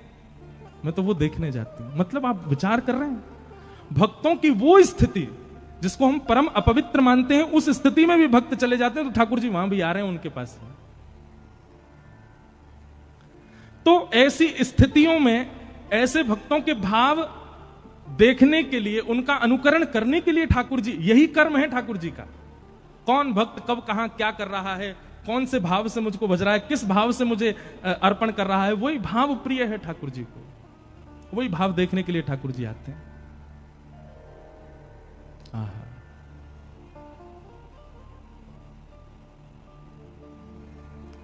किम कर्म के अवतारश्च, भगवान के अवतार कितने हैं? भागवत जी में इसका भी प्रमाण है कि भगवान के अवतार असंख्य हैं, पर कुछ पढ़ने सुनने जानने के लिए दशावतार और 24 अवतार, अंश और कला अवतारों के रूप में ये बताए गए हैं। बाकी भगवान के अवतार अनेक हैं। अभी मैं और आप जलंधर में बैठ के कथा सुनने, ठाकुर जी का इस समय भी कहीं ना कहीं कोई अवतार हुआ होगा। ठाकुर जी कहीं ना कहीं कोई लीला कर रहे होंगे। और धर्म कम शरणम गतः, अंतिम प्रश्न, भगवान के जाने के बाद धर्म किसकी शरण में गया? भैया देखो, जिसके लिए धर्म स्थापित किया भगवान ने, किसके लिए धर्म स्थापित किया? मेरे और आपके लिए किया। ठाकुर जी के जाने के बाद धर्म कहां गया? जिसके लिए धर्म स्थापित किया उसकी शरण में है, मेरी और आपकी शरण में। धर्म कम शरणम गतः, ये धर्म हमारी शरण में है। हम धर्म का पालन करते हैं, तब धर्म हम पर कृपा करता है। तो धर्म ही हम सब धर्म के शरणार्थी हैं। हम सबको धर्म का पालन करना है। इन्हीं 6 प्रश्नों का अब विस्तार से उत्तर दिया जा रहा है, वही भागवत की कथा है। सूत जी महाराज यहां से कहना प्रारंभ करते हैं कि सवई पुंसाम परो धर्मो यतो भक्तिर अदोक्षजे अहैतुक्य प्रतिहता ययात्मा संप्रषेदति। सवई पुंसाम परो धर्मो यतो भक्तिर अदोक्षजे। बहुत ध्यानपूर्वक सुनिएगा। या तो बंधुओं जीवन में भक्ति आवे नहीं, और आवे तो कैसी आवे, बोले अहैतुकी भक्ति आवे। बहुत सावधानी से सुनिए सब लोग, इधर देखो। या तो भक्ति आनी नहीं चाहिए, और आवे तो कैसी आवे, अहैतुकी आवे। अहैतुकी किसे कहते हैं? चाहे कुछ हो जाए उस स्थिति से ना विच्छिन्न होने वाली भक्ति को अहैतुकी भक्ति कहते हैं। आप लोग ये बात तो भूले ही जाइए कि आपके जीवन में यदि भक्ति आएगी तो कोई कष्ट नहीं आएगा, संकट नहीं आएगा, बल्कि मैं तो ये बात कह दूं तो सामान्य स्थिति से ज्यादा आएगा। आप सामान्य जीवन जीते थे तो सामान्य जीवन में जितना कष्ट, जितना संकट आपके जीवन में था ना, उससे 1% ज्यादा आएगा भक्ति मार्ग में आने के बाद। और क्यों आएगा इसका भी प्रमाण है। सुनो, हम आप सब लोगों का जीवन प्रारब्ध पर निर्भर होता है। अपने पूर्व के कर्मों को ही हम सब भोग रहे होते हैं। अब ठाकुर जी ने हमारा जीवन जो है वो कैसे डिजाइन किया होता है कि कुछ कष्ट ये भोगेगा 15 वर्ष की उम्र में, फिर कुछ कष्ट ये भोगेगा 20 वर्ष की उम्र में, फिर कुछ कष्ट ये भोगेगा अपने विवाह के बाद 31 वर्ष की उम्र में, फिर कुछ कष्ट ये भोगेगा 40 वर्ष की उम्र में, फिर कुछ आएगा 45 वर्ष में, फिर कुछ आएगा 50 वर्ष में। ऐसे हमारे 80 वर्ष का मान लो जीवन था, तो 80 वर्ष में ठाकुर जी ने कुछ कुछ वर्षों को विभाजित कर दिया कि उन वर्षों में इसके जीवन में कष्ट आएगा। लेकिन कई बार ठाकुर जी क्या करते हैं, हमारे प्रारब्ध के कष्ट को एक जन्म में ही नहीं भुगवाते, फिर एक जन्म के बाद फिर एक और जन्म लेना पड़ता, फिर उसमें भोगने पड़ते हैं। अच्छा, फिर एक जन्म में हम आए तो थे पूर्व के प्रारब्धों को भोगने के लिए, पर इस जन्म में जो हमने कर दिया वो भी तो भोगना है। ध्यान से नहीं सुनोगे तो बाउंसर जाएगी सर के ऊपर से, इसलिए बहुत ध्यान से सुनना। मुझे एग्जाम्पल दे रहा हूं, मुझे जन्म मिला, मान लो मेरे जीवन के अमुक वर्ष भगवान ने दिए। उन अमुक वर्षों में मुझे अपने पुराना लेखा जोखा, जो मैंने कितने जन्मों में मैंने जो कुछ भी किया, वो मुझे इस जन्म में भोगना है। अब इस जन्म में मैं उनको तो भोग रहा था, पर इस जन्म के क्रियाकलाप मेरे अलग ही चल रहे थे। ठाकुर जी बोले पुराना उड़े ही मार ले, यहां में कैसे चले भैया। बोलो वृंदावन बिहारी लाल। सुनो, इसको यहीं धर जाओ, यहीं रख दो ऊपर ही। ये बंद होगा तो वो उठा लेंगे, तुम चालू रखना, ठीक है? ऐसे मत रखो यार, बहुत अजीब लगेगा। हाँ, यूं रख दो बस, ये चल रहा है। बोलो वृंदावन। आवाज आ रही है? नहीं, बढ़ा दियो भैया। आज स्वास्थ्य ठीक हुआ तो माइक खराब हो गया। क्या बता रहा था, मैं तो भूल ही गया। अरे बताओ, कोई तो बताओ, कहां था मैं? हाँ, प्रारब्ध। मान लीजिए कि मुझे अमुक वर्ष का जीवन मिला, और उस अमुक वर्ष के जीवन में मुझे पूर्व का भोगना था, पर इस जन्म में मैंने अलग अपनी लिस्ट और बना ली। भगवान बोले पुराना तेरा खत्म नहीं हुआ, तेने नए और बना लिए। हम हिसाब बराबर करने के लिए आए हैं संसार में, पर हमारा इस जन्म का तो हिसाब अलग ही बही खाता खुल गया हमारा। पुराना तो खत्म ही नहीं हुआ, नया और खोल लिया हमने। इसके साथ बुरा कर दिया, उसके साथ अनीति कर दी, इसके संग ये कर दिया, उसका इसका लेखा जोखा तो अलग बन गया। अब उसको भोगने के लिए फिर जन्म लेना पड़ेगा। क्या होता है फिर, व्यक्ति जब भक्ति मार्ग को अपना लेता है तो भक्ति मार्ग में उसको क्या सिखाया जाता है? किसी के साथ गलत मत करो, किसी के साथ ऐसा मत करो, गलत खाओ पियो मत, शुद्ध विचारधारा करो। भक्ति मार्ग में वो क्या करता है, इस जन्म में जो जो कर रहा था उन सबको बंद कर देता है। अब इस जन्म का भई खाता बंद हो गया क्योंकि भक्ति मार्ग में आ गया। और जब भक्ति मार्ग में वो नाम जाप करने लग जाता है, वृंदावन जाने लग जाता है, कथा सुनने लग जाता है, खूब ठाकुर जी का प्रेमी होने लग जाता है, तो ठाकुर जी को भी उससे प्रेम हो जाता है। तब ठाकुर जी कहते हैं अब ये मेरा प्रेमी हो गया, अब क्या करें, इसका बही खाता पुराना और इस जन्म का जितना भी है सब इससे अभी भुगवा लो। फिर ठाकुर जी एक के बाद एक, एक के बाद एक, एक के बाद एक भेजते हैं, बोले इसको भी भोग ले, इसको भी भोग ले, सबसे निवृत्त हो, सबको अभी खत्म कर ले। ताकि तुम्हें दोबारा उसको भोगने के लिए आना ना पड़े। इसलिए कई बार भक्ति मार्ग में सामान्य मार्ग से ज्यादा कष्ट आ जाता है। उसको आप कष्ट रूप में मत लीजिए। और ये बात भी आप ध्यानपूर्वक सुनिएगा कि भक्ति मार्ग में आने के बाद भी यदि आपके प्रारब्ध भोग नहीं रहे हैं, कोई किसी प्रकार का मानसिक, किसी प्रकार का तन का, मन का, धन का कोई कष्ट जीवन में नहीं आ रहा, तो इसका मतलब यह है कि अभी बही खाता ठाकुर जी पूर्ण करवा नहीं रहे हैं। उसको करवाएं तो तुरंत कर लो, भोग लो, उसको खत्म करो।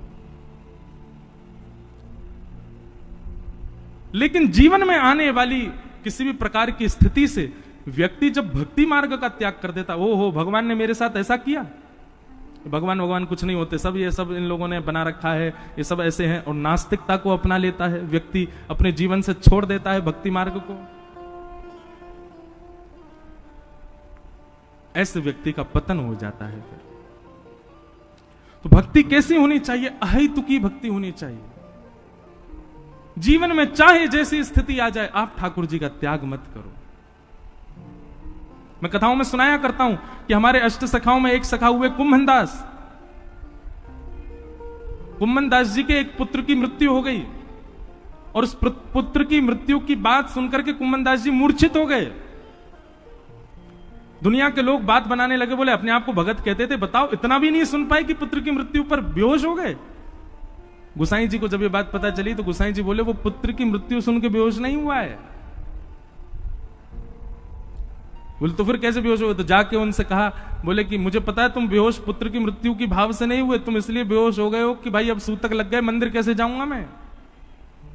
चिंता मत करो, हम मंदिर की एक खिड़की खोल देंगे और वहां से तुमको सूतक में भी दर्शन हो जाया करेगा ठाकुर जी का। ये बात सुनते ही उनकी मूर्छा टूट गई, वो तो उठ के खड़े हो गए और कहने लगे, हाँ हाँ सब क्रियाकलाप करो, पुत्र का जो करना है। उनको पुत्र विरह था ही नहीं, उनको विरह इस बात का था कि ठाकुर जी से दूरी हो जाएगी। तो भैया भक्ति मार्ग यदि जीवन में आया है तो याद रहे, परिस्थिति कैसी भी आ जाए, कितनी बुरी से बुरी भी आ जाए, आप भक्ति मार्ग का त्याग मत करना। ये दृढ़ता अपने चित्त में धारण करो, ये विश्वास अपने चित्त में धारण करो और चल पड़ो उस मार्ग पर, स्थिति कैसी भी आ जाए। एक पद हम गाते हैं, हे मारा गिरधर लाल थारो नचायो नाचू रे, मारा गिरधर लाल थारो नचायो। शब्द सुनिएगा, मारा गिरधर लाल थारो नचायो नाचू रे, मारा गिरधर लाल थारो नचायो नाचू रे, मारा नट राजा थारो नचायो नाचू रे, मारा नट राजा थारो नचायो नाचू रे, मारा गिरधर लाल थारो नचायो नाचू रे, मारा गिरधर लाल थारो नचायो नाचू। शब्द सुनो, थारे घर में रहूं निरंतर, थारी ही हाथ चलाऊं,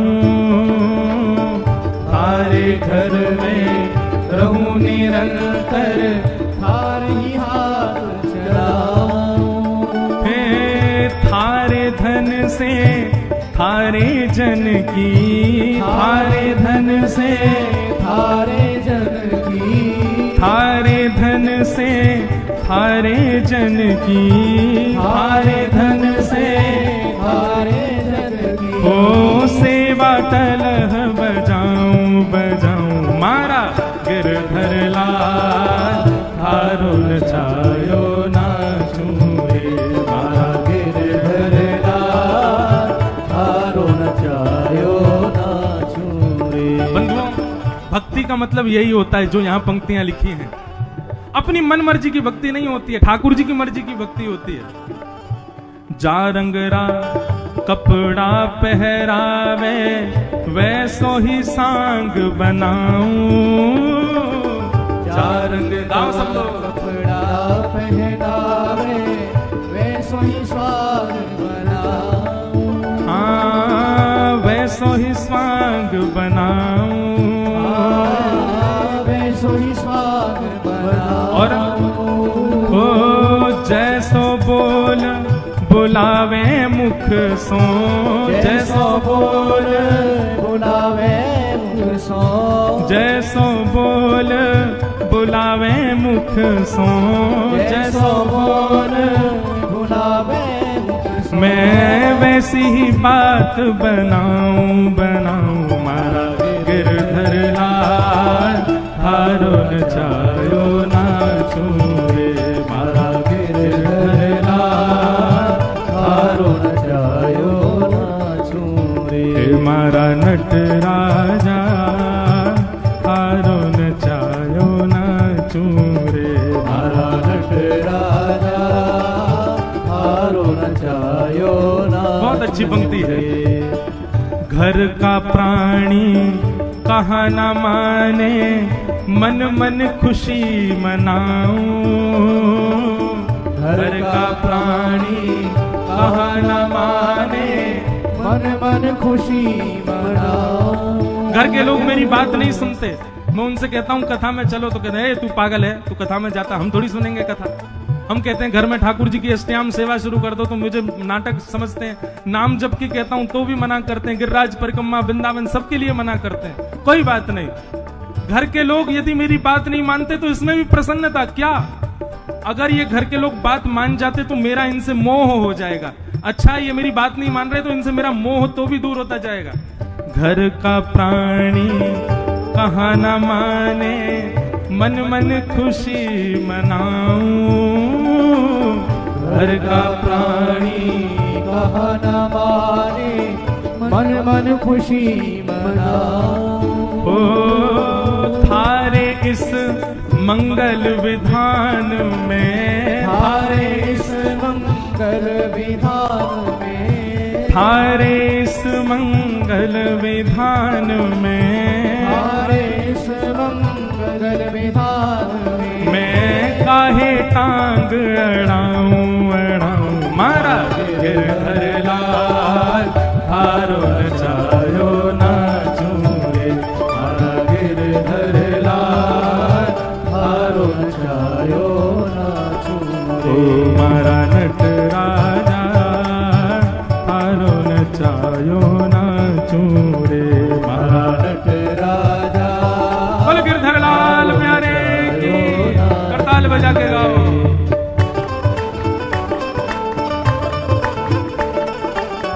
इसे कहते हैं मूल भक्ति का स्वरूप।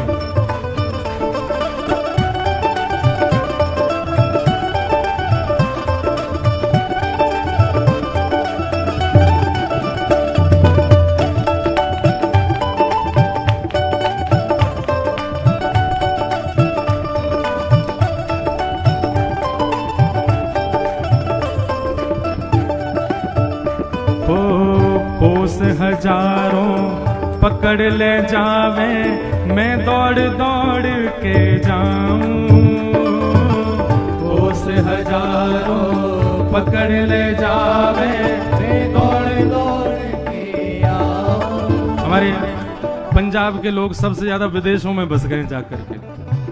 कहीं चले जाओ, मैं अभी कनाडा गया, अमेरिका गया, ऑस्ट्रेलिया, सब जगह पंजाबी, हमारे पंजाब के लोग बैठे हैं। और पंजाब में कितने गांव तो ऐसे हैं कि हर गांव से एक बच्चा विदेश में ही है। भैया आप लोग ध्यान से सुनो, अपनी मन से मत जाओ, ठाकुर जी के आगे पर्ची डालो और ठाकुर जी के आगे पर्ची उठा के देखो। अगर ठाकुर जी की इच्छा हो तो जाओ, ठाकुर जी लेकर के जा रहे हो तो भागो। जैसे हमें लेके जावे वैसे ठाकुर जी सबको लेके जावे। कोस हजारों पकड़ ले जावे, दौड़ दौड़ में जाऊं, कोस हजारों पकड़ ले जावे, दौड़ दौड़ के आऊं। हाँ मैं दौड़ दौड़ के आऊं, मैं दौड़ दौड़ के आऊं।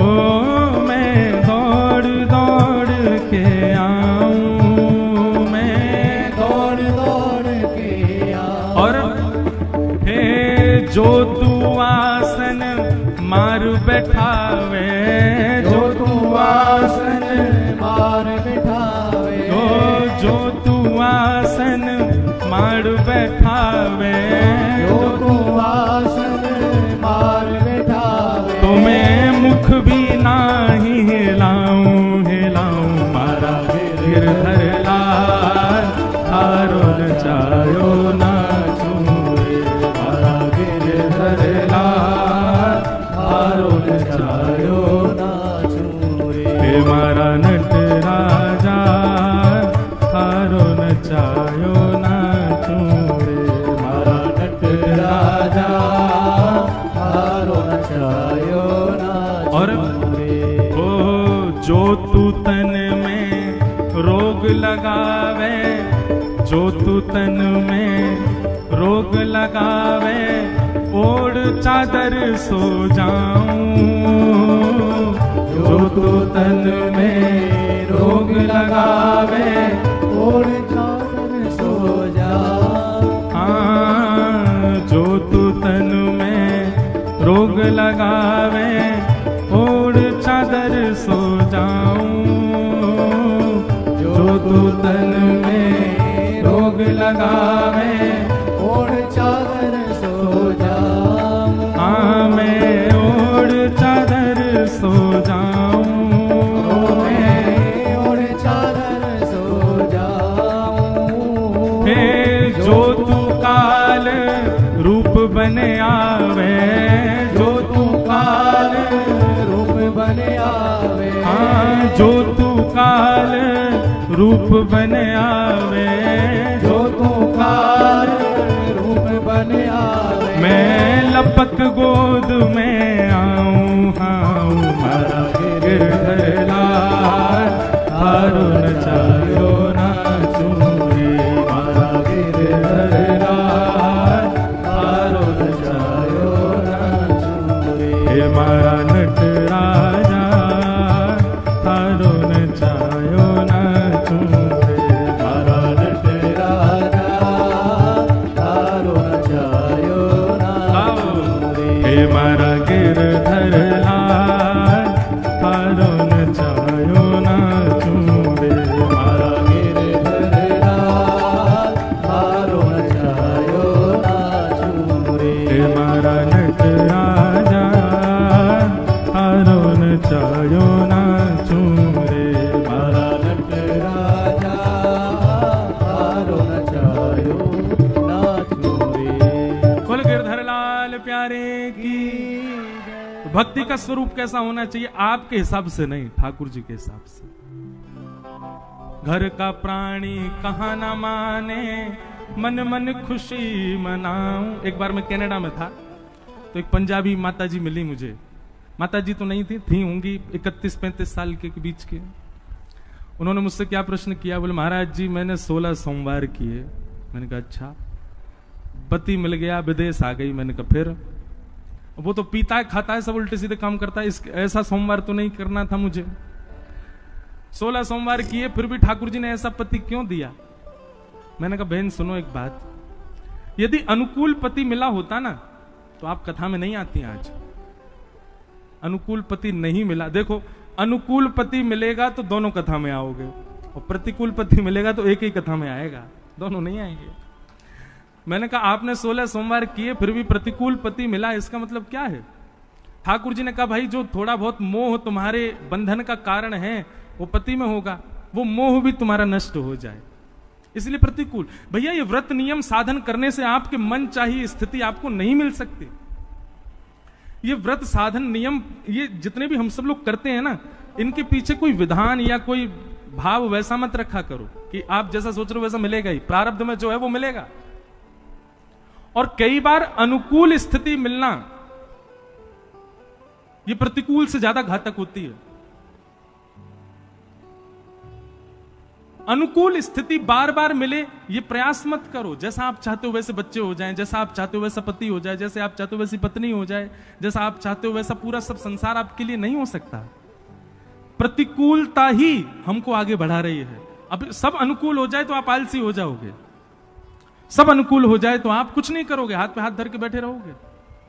इसलिए प्रतिकूलताएं जीवन में जितनी ज्यादा होंगी आप उतने आगे भगोगे। एसी का आविष्कार किस लिए हुआ? क्योंकि गर्मी ज्यादा हो गई। अब गर्मी ज्यादा किसी को प्रिय नहीं है, लेकिन गर्मी जब बहुत मात्रा में होने लगी तो फिर निदान करके व्यक्ति ने एसी बनाया ना। इतनी संख्या में भीड़ होने लगी तो माइक बनाया गया ना। प्रतिकूलता ही आविष्कार करवाती है, प्रतिकूलता ही नवीनताओं को जन्म देती है, प्रतिकूलता ही जीवन में हमको आगे बढ़ाती है। इसलिए कई बार प्रतिकूलता जीवन में होना, उसको भगवान का आप आशीर्वाद माना कीजिए। हमारी कथा की फिलॉसफियां कई जगह से आपको अलग ही मिलेंगी, लेकिन यह बात वास्तविक है, ये कोई अनर्गल बातें नहीं है। मीराबाई सोच रही हैं कि यदि मेरी ननद और यदि मेरे देवर मेरे सहायक होते तो शायद मैं कभी वृंदावन नहीं जा पाती। ये दोनों मेरे विपक्षी थे, इसीलिए मैं वृंदावन गई, इसीलिए मुझे वृंदावन मिला। दोनों अनुकूल होते कभी नहीं होते। कंस राक्षस नहीं होता, देव होता तो भगवान कृष्ण का कभी अवतार ही नहीं होता, आते ही नहीं। कंस के दुष्टत्व से ही पृथ्वी ने प्रार्थना की भगवान कृष्ण आए। तो प्रतिकूलता कई बार नवीनताओं को जन्म देती है, कई बार आपके सुंदर भावों को सुदृढ़ करती है। इसलिए प्रतिकूलता को कभी कभी प्रसाद समझ के स्वीकार किया करो, चाहे वो बच्चों की हो, चाहे पत्नी की हो, पति की हो, परिवार की हो, रिश्तेदारों की, नातेदारों की हो, समाज संसार की हो। प्रतिकूलता अच्छी है। घर का प्राणी कहा न माने, मन मन खुशी मनाऊं। जड़ भरत जी की कथा आती है भागवत जी में। जड़ भरत जी के प्रसंग में आता है कि पहले वो थे राजा भरत। बहुत ध्यान से सुनना, क्योंकि विस्तार से उनकी कथा में सुना ही नहीं पाऊंगा, इसलिए अभी सुना देता हूं। पहले थे वो राजा भरत। जब उन्होंने देखा कि अब मेरा कार्यकाल पूर्ण हो गया तो अपने पुत्र को राज्य गद्दी पर बैठा करके वन में चले गए। वन में गए थे भजन करने के लिए। भजन करते करते गंडकी के नदी के तट पर तभी उन्होंने देखा हिरणों का झुंड जा रहा है। और तभी उन हिरण झुंड में से एक हिरणी जल पीने के लिए पल्ली पार जल पी रही है और वो भजन करते करते उसको देख रहे हैं। तभी एक शेर ने दहाड़ मारी, उसकी दहाड़ से भयभीत होकर के वो हिरणी नदी में कूद गई। उसके गर्भ में बालक था, भय के कारण वो बालक बीच नदी में ही उसका जन्म हो गया। भरत जी महाराज तुरंत अपनी माला छोड़ करके नदी में कूदे। हिरणी को तो नहीं बचा पाए, बालक को बचा लाए। अब उस बालक का लालन पालन पोषण करने में इतने व्यस्त हो गए कि उसमें आसक्त होते चले गए। इतनी आसक्ति बढ़ गई, इतनी आसक्ति बढ़ गई कि अब भजन कम हो गया, अब उस बालक का लालन पालन में ही लगे रहते हैं। सोचो आसक्ति कितनी खतरनाक होती है। अपनी पत्नी को छोड़ाए, अपने बच्चों को छोड़ाए, अपने राजपाट को छोड़ाए भरत जी। अरे इंसान में नहीं हुई, एक जानवर में हो गई। आसक्ति कितनी खतरनाक है। सब छोड़ चुके थे, पर जो जात का नहीं, जो हमारी बिरादरी का नहीं, अरे कहां तक कहें जो मानव भी नहीं है, उस हिरण में आसक्ति हो गई। और आसक्ति कैसी हुई कि अब तो बस यही है कि अंतिम श्वास चल रही थी, वृद्ध हो गए थे, वो हिरण को ही देखते रहे, हिरण के बालक को, उसको बाहर ही ना जाने दें। अब ये जानवर को तो स्वतंत्रता प्रिय होती है। अब वो भरत जी से आंख बचा बचा करके बाहर निकले। भरत जी बेचारे लड़खड़ाते आमे, उसको फिर कुटिया में ले आमे। एक दिन भरत जी बिल्कुल ही जर्जर हो गए, चल फिर भी नहीं पाते थे। एक दिन उनका वो हिरण बालक और झुंड वहां छोड़ करके कुटिया, और हिरण के झुंड में मिल गया, भाग गया वहां से। उसी के वियोग में कहां होगा, क्या कर रहा होगा, उसने कुछ खाया वो भी होगा कि नहीं, पता नहीं, उसका कोई ध्यान रखता होगा कि नहीं। बाहर इतनी सर्दी पड़ रही है, पता नहीं रात में ठंड तो नहीं लग जाएगी, मैं तो कंबल उड़ा देता था, पता नहीं क्या कर रहा होगा। उसी का चिंतन करते करते करते करते भरत जी के प्राण निकल गए। और परिणाम क्या हुआ? अगले जन्म में वही भरत जी ही हिरण बन के आए। अच्छा एक बात बताएं, बुरा नहीं मानना। आजकल एक ट्रेंड चला है, विदेश से आया है भारत में। अपने बच्चे इतने अच्छे नहीं लगते माता पिता को, वो घर में पेट पाल रखा वो ज्यादा प्रिय है। एक मैं प्रसंग पढ़ रहा था कहीं पर, मुझे अच्छे से स्मृति में तो नहीं पर याद आ जाए शायद बोलते बोलते, कि एक व्यक्ति मरणासन अवस्था में था, मरने वाला था। तो मरते मरते उसने जीवन भर खूब भजन किया था। तो नारद जी महाराज ने जब उसकी मरणावस्था को देखा तो भगवान से कहा, भगवान इसको वैकुंठ बुला लीजिए। भगवान बोले, मैंने तो द्वार खोल रखे हैं, तुम में सामर्थ हो तो इसको लाके दिखा दो। तो नारद जी गए, उससे जाकर के कहने लगे, हे भाई चल, तेरे लिए वैकुंठ के द्वार खुलवा दिए मैंने, अब तो तेरा शरीर पूरा हो गया, चल मेरे साथ वैकुंठ। तो नहीं नहीं नहीं, मैं नहीं जाऊंगा। क्यों नहीं जाएगा?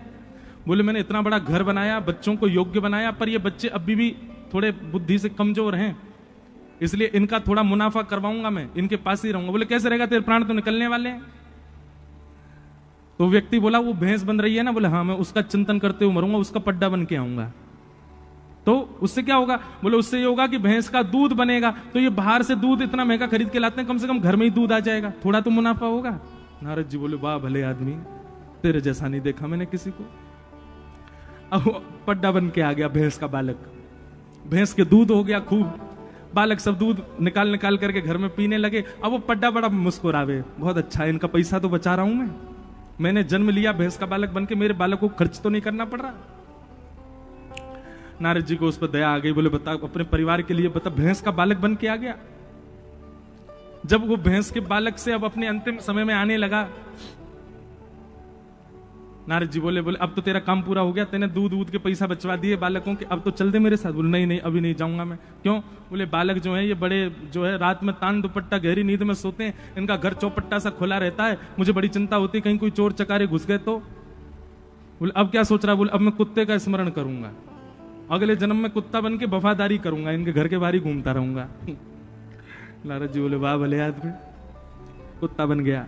अब वो भारी रहता है, कभी उसमें घर के बालक की डंडा वंडा मार देते हैं, तो नारद जी कहते हैं तेरे को मारते हैं, तेरे को कोई बात नहीं है, तो मेरे बालक ही, मेरे बालकों के बालक हैं, मैं 2 पीढ़ी तो संभाल ली, मैं संभाल के जाऊंगा इनको। वफादारी करने लगा महाराज, चोर भी आ जाए तो उस पर भौंकता रात में। नारद जी महाराज बोले भैया बहुत लोग देखे, तेरे जैसा नहीं देखा। जब कुत्ते के जीवन में भी उसका अंतिम समय आ गया, तो नारद जी बोले अब तो चल वैकुंठ, तेने 3 जन्म गवा दी। बोले नहीं ऐसे नहीं जाऊंगा। बोले तो अब क्या करेगा? बोले अब सर्प बन के आऊंगा। क्यों? मेरे बालकों के बालकों ने बड़े शत्रु बना लिए, उनको जा जाके डसूंगा मैं, इनकी रक्षा करूंगा। सर्प बन के आ गया और घर के कोने में रहने लगा, और जैसे शत्रु आते थे कुछ करने के लिए तो वो आके उनकी रक्षा के लिए खड़ा हो जाता था, और महाराज उनके सामने। एक दिन उन घर के ही कोई बालक सर्प के पास मतलब वहीं जा रहा था, तभी नारद जी भेष बदल के आए और घर के लोगों को बता दिया वहां पे कोने में सर्प है, उसको पकड़वा दो। घर के लोग गए और उसी सर्प को पकड़ करके उसके मुंह काट दिया, उसका मृत्यु कर दी मार मूर के। फिर नारद जी उसको पकड़ के वैकुंठ में ले गए। बोले अब तो तुझे आना ही पड़ेगा। वैकुंठ में जाकर के भी रोने लगा, मुझे बिल्कुल अच्छा नहीं लग रहा है, मेरा परिवार आपने छुड़वा दिया, अरे 3 पीढ़ियां मैंने संभाली थी और संभालता रहता। भगवान कहते हैं बोले नारद ये है संसार के लोग, ये इतने आसक्त हो चुके हैं, आसक्ति इतनी गंदी हो चुकी है इन सब के चित्त में कि इनको वैकुंठ की आवश्यकता नहीं है। ये भजन वैकुंठ का करते हैं, सुनते कथा में वैकुंठ है। पर आप सबको एक बात बता दूं, वृद्धावस्था जब हमारी भी आएगी ना, सत्य बता रहे हैं, उस समय पर हमको वैकुंठ का स्मरण नहीं होगा। भागवत जी में कितनी बार प्रमाणित किया गया है कि भाई मृत्यु समीप आने पर भगवत स्मरण और भगवत सेवा का स्मरण, भगवत धाम का स्मरण बहुत कम लोगों को हो पाता है, सबको नहीं होता। मुक्ति की कामना सबको नहीं होती, उस समय इतनी ज्यादा आसक्ति हमारी बढ़ जाती है। तो भैया आसक्ति तो हमारे चित्त में है, ये बात तो प्रमाणित है। हम आसक्ति का मतलब समझते हैं? एक तो होता है मोह, और मोह की ही चरम स्थिति होती है आसक्ति। आसक्ति कैसी होती है? मोह का मतलब तो होता है कि एक बार को वो व्यक्ति दूर हो जाए तो भी हम रोएंगे, थोड़े बहुत देर चीखेंगे चिल्लाएंगे, पर फिर भी रह लेंगे। आसक्ति कैसी होती है? वो व्यक्ति यदि दूर हो गया तो प्राणी निकल जाएंगे, ये आसक्ति है। आसक्ति हम सबके चित्त में है, पर ये आसक्ति संसार की वजह बिहारी जी से है जाए, ये आसक्ति राधा वल्लभ जी से है जाए, ये आसक्ति कथा से है जाए, ये आसक्ति वृंदावन से हो जाए। रस्सी तो हम सबके गले में है, पर वो खूंटा की जगह किसी गौशाला में बंध जाए, कहीं सुंदर स्थान पर हो जाए। आसक्ति तो है चित्त में, पर वो आसक्ति ठाकुर जी में क्यों नहीं हो रही है? उसी के लिए तो कथा है। तो भरत जी महाराज अपना राजपाट परिवार सब छोड़ के चले गए, पर आसक्ति कहां हो गई? एक हिरण के बालक में हिरण बन गए। और जब दूसरे जन्म में हिरण बने तो उनको याद था कि मैं पूर्व जन्म में भरत था। दूसरे जन्म में उन्होंने ब्राह्मण का स्मरण करते हुए अपने प्राणों का त्याग किया, तो तीसरे जन्म में वो फिर से एक ब्राह्मण कुल में जन्मे मानव रूप में। और अब की बार वे जन्म से ही कैसे रहे? जड़ की भांति, बिल्कुल ऐसे रहते थे पागलों की तरह। उनके पिताजी ब्राह्मण थे, पिताजी ने उनको याद करवाया, गायत्री मंत्र याद करो। तो ऐसा संत जन बताते हैं 6 महीना तक वो ओम ही याद नहीं किया उन्होंने। क्यों? कहीं पिताजी के द्वारा बताए गए मैंने मंत्र याद कर लिए, ज्यादा गुणवान बन गया, तो पिताजी कल को कहेंगे गृह प्रवेश करवाया, शादी पढ़वाया, किसी की मृत्यु हो गई है वहां पे अंतिम संस्कार करवाया, फिर से संसार में फंस जाऊंगा। अब के मुझे संसार में फंसना नहीं है। तो बचपन से कैसे रहे? जड़ के भांति, इसलिए उनका नाम पड़ गया जड़ भरत। एक बात तो बहुत प्रमाणित है बंधु,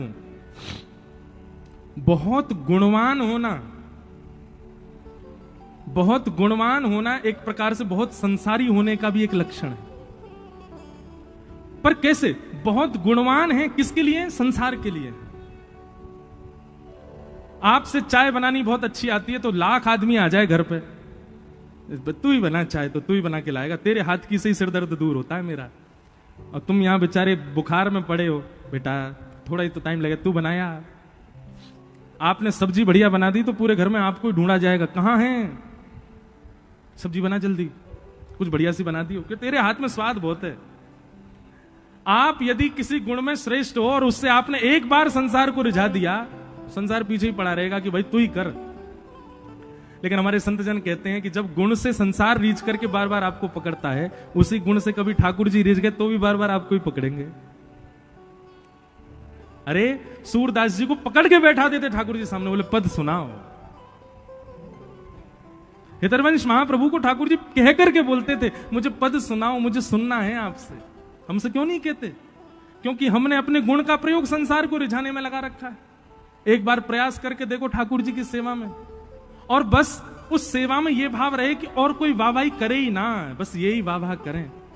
गोविंद स्वामी जी के प्रसंग में आता है कि एक बार राग भैरव गा रहे थे सुबह सुबह, तभी किसी बादशाह ने आकर, कुम्मन दास जी के चरित्र में आता है कि एक बार राग भैरव गा रहे थे तो किसी बादशाह ने पीछे से सुन लिया और सुन करके कहा वाह वाह वाह वाह वाह वाह। कुम्मन दास जी बोले कौन वाह वाह कर रहा है? तो बोले एक महाराज बादशाह वाह वाह कर रहा है। कुम्मन दास जी ने उसी समय अपने राग मालिका ग्रंथ में, जो उनकी राग मालाओं की जो किताब थी, उसमें से भैरव राग का पन्ना फाड़ा और उसके टुकड़े करके उसको कुंड में फेंक दिया। बोले आज के बाद इस राग को कभी नहीं गाऊंगा। क्यों? क्योंकि जिस दुनिया के ब्रह्मांड के बादशाह की वाहवाही सुनने के लिए हम गा रहे थे, उसने तो की नहीं। एक कोई सड़क छाप चलता फिरता बादशाह वाहवाही कर रहा है इस पर। अरे तुम्हारी वाहवाही नहीं सुननी है हमको तो उनकी वाहवाही सुननी है, उसके लिए गाते। परंतु राजा को इतना मोह हो गया कुम्मन दास जी के स्वर से, राजा ने तो अब तो दिन रात उसके मन में वही चलता रहे, क्या स्वर था, क्या आलाप था, क्या राग, जबकि उसके सामने पन्ना फाड़ा फिर भी राजा का मोह हो गया उस राग में। और बादशाह के लिए कौन सी बड़ी बात, गवैया को सामने प्रकट करना।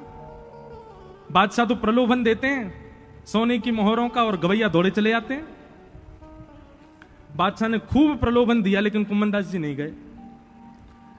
लेकिन स्थिति हो गई कि आए दिन बादशाह के लोग लेने के लिए आते, कुम्मन दास जी बहुत परेशान हो गए। अब यहां परिवार के लोग कुम्मन दास जी से कहने लगे अरे चले जाओ, कुछ मिल ही जाएगा, घर बार बढ़िया बन जाएगा तुम्हारा। पर भक्त की स्थिति कैसी होती है, कुम्मन दास जी से सीखो।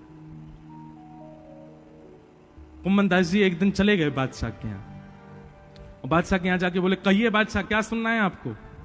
बोले वही वाला राग सुनाओ जो उस दिन आप सुबह सुबह गा रहे थे, राग भैरव।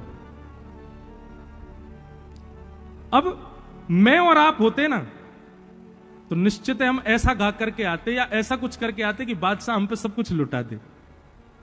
पर ये भक्त कुम्मन दास है, भक्त का स्वरूप कैसा होता है? कुम्मन दास जी बोले राग आपके मन का और पद मेरे मन का। बादशाह बोले हाँ यही होने दो, सुनाओ। भैरव राग गाया, पर राग में गाया क्या? जाको मुख देखत दुख लागे, जाको मुख देखत दुख लागे, ताको करन पड़ी प्रणाम, ताको करन पड़ी प्रणाम। भगत को कहा सीकरी सो काम, भगत को कहा सीख। आज मेरे जीवन का सबसे काला दिन है। क्यों? बोले जिसका मुख मुझे एक आंख नहीं सुहाता, आज उसके सामने मुझे बैठ के गाना पड़ रहा है। भैरव सुनो राजा, तुमको केवल स्वर सुनना है, शब्दावली मेरी है। अब राजा अपनी लज्जा बचाए, बोले सब लोग सुन रहे हैं, ये गा क्या रहे हैं?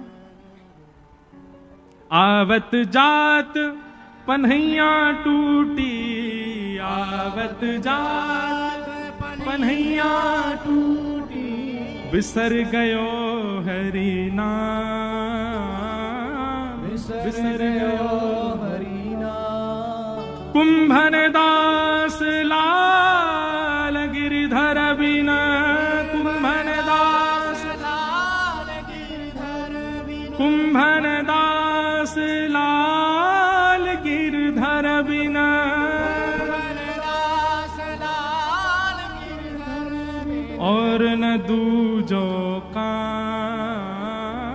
और ना दूजो का। भगत को कहा सीख रिसो का, भगत को कहा सीख रिसो का। अरे हम भक्त बने हैं, इसलिए बने हैं कि हमारी सब चीज राधा रमण से है, हमारी सब वस्तु राधा रमण की है। उसको हम किसी और को व्यय कैसे कर सकते हैं? हम किसी और को उससे कैसे लुभा सकते हैं? अरे राजा, तेरी मति में ये बात आई नहीं? हम श्रीनाथ जी के द्वार के गवैया हैं, हमारी गायकी किसी को रिझाने के लिए नहीं है, उनके लिए है। आप लोगों को अगर कोई संगीत का जानकार बैठा हो, आज भी हमारे श्रीनाथ जी में नाथद द्वार में दरबारी राग नहीं गाया जाता। क्यों? क्योंकि उसका नाम ही दरबारी राग है, वो राजाओं के दरबार में गाने वाला राग है। बोले जिससे राजाओं ने वाहवाही की हो वो झूठा राग हम अपने ठाकुर जी को थोड़ी। राग बहुत सुंदर है, मैं भी गाता हूं, राग की निंदा नहीं है, पर कितना सूक्ष्म विचार किया है कि जिस पर दूसरों ने अपनी वाहवाही लगा दी हो वो हम ठाकुर जी को कैसे सुना सकते हैं? इतना सूक्ष्म विचार करते हैं भक्त तो। कुम्मन दास जी बोले, भैया है गई तेरे मन की? राजा बोला, अब अपनी लज्जा तो बचाऊं। हाँ भाई, आधा कोष खाली कर लाओ, सारा सब दे दो कुम्मन दास जी को। कुम्मन दास जी बोले, भैया मेरी एक बात सुन ले। बोले कहा? बोले तेने अपने मन ते मेरो राग सुन लियो, अब दक्षिणा तो मेरे मन की दे दे। अकबर बोला, बादशाह बोला, इससे तो मेरा और मान बढ़ेगा, ये जो मांगेंगे सो दे दूंगा तो सब लोगों में वाहवाही हो जाएगी। कुम्मन दास जी चूकना नहीं, जो चाहिए मांग लो। बोले पहले तू वचन दे, जो मैं मांगूंगा सो देगो, और पूरा पूरा देखो, आधा अधूरा नहीं देखो। बोले अरे आप बादशाह के सामने खड़े हैं, मांगने में चूक मत कीजिए, मांग लीजिए क्या चाहिए। कुम्मन दास जी अपनी झोली फैला करके बोले बादशाह मुझको एक ही वरदान दे दे कि जब तक मेरे तन में प्राण है तब तक तेरो मोह मोह ना देखना पड़े, मेरे सामने कभी मत आइयो, मुंह को अपना मुख मत दिखाइयो और तू मेरो मुख भी मत देखियो, बस यही दक्षिणा दे दे मुंह को। मुंह को तो कभी देखनो ना पड़े, ब्रजभाषा समझ में आवे ना, मोह तो कभी देखनो ना पड़े, ऐसा वरदान दे। हम मांग सकते हैं कभी? महाराज अभी फोन आ जाए आपके पास में, भारत के प्रधानमंत्री यशस्वी श्री नरेंद्र मोदी जी आपको याद कर रहे हैं, तुरंत भागोगे? कथा तो होती रहती है, क्या करना है भैया। कई बार ना भक्ति मार्ग में भक्ति की परीक्षा लेने के लिए ठाकुर जी उसको उपलब्धियां दिखाते हैं कि ये मेरे मार्ग का त्याग करके उपलब्धि स्वीकार करना चाहता है कि नहीं। और जब आप उपलब्धि के आसक्ति में चले जाते हो, उस उपलब्धि के पास चले जाते हो, ठाकुर जी आपको मतलब समझ लो ठोक बजा के देख रहे थे, कच्चा है कि पक्का। ठाकुर जी समझ जाते हैं कच्चा ही था, मैंने प्रलोभन दिया, इसने तुरंत लपक लिया। लेकिन भक्ति मार्ग में आने के बाद संसार के प्रलोभनों को भी आप ठुकरा दो, तब निकल के आती हैं भक्तिमती मीराबाई, जो राजकीय वस्त्रों का त्याग करती हैं, राजा के पूरी वेशभूषा का त्याग कर देती हैं, तब निकल करके आते हैं गोस्वामी सूरदास जी। जिन सूरदास जी पर बहाना था, वे चाहते तो ठाकुर जी से कह सकते कि मैं कैसे भक्ति करूं, नेत्र ही नहीं दिया आपने।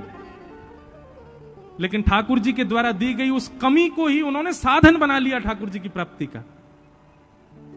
नेत्र नहीं थे तो मन में विचार करते, बोले बाहर के चक्षु की तो आवश्यकता ही नहीं है, बाहर के चक्षु तो संसार में आसक्ति दे देते हैं, मन के चक्षु होने चाहिए, और मन के चक्षु से ही ठाकुर जी का दर्शन करते थे। गोस्वामी तुलसीदास अपनी विद्वत्ता, अपनी कवित्व शैली से दुनिया को रिझाने के लिए कुछ भी लिख सकते थे, लेकिन मानस जी की रचना की, और मानस जी की रचना में स्पष्ट लिख दिया, संसार के लोगों ध्यान पूर्वक सुनो, तुमको रिझाने के लिए मैंने नहीं लिखी है मानस, स्वांतः सुखाए तुलसी रघुनाथ गाथा, मैंने अपने आप को सुख देने के लिए मानस जी को लिखा है। मैं अपने चित्त को राम जी का दास बनाना चाहता हूं, इसलिए मैंने मानस लिखी है। नाम ही है मानस, जो मन से प्रकट है और मन के लिए है, वही मानस। भैया जिसने त्याग नहीं किया ना भक्ति मार्ग में, वो काय बात को भक्त? जो सोचता है मैं सबके संग रहते हुए, सबको समेटते हुए, जैसे मैं पहला था वैसे ही व्यवस्थित रहते हुए मैं भक्ति मार्ग में आ जाऊं, कभी नहीं आ पाएगा। त्याग तो उसको करना पड़ेगा, अपने सुख का, अपनी समृद्धि का, अपने संबंधों का, अपने ऐशो आरामों का, अपने स्वरूप का त्याग तो उसको करना पड़ेगा। त्याग किए बिना भक्ति मार्ग में नहीं आ पाओगे आप। और आ भी गए ना तो आपकी भक्ति कहीं ना कहीं आपसे अपराध बनवाती रहेगी। इसलिए त्याग बहुत जरूरी है। पर भक्ति हो कैसी? भक्ति हो कैसी?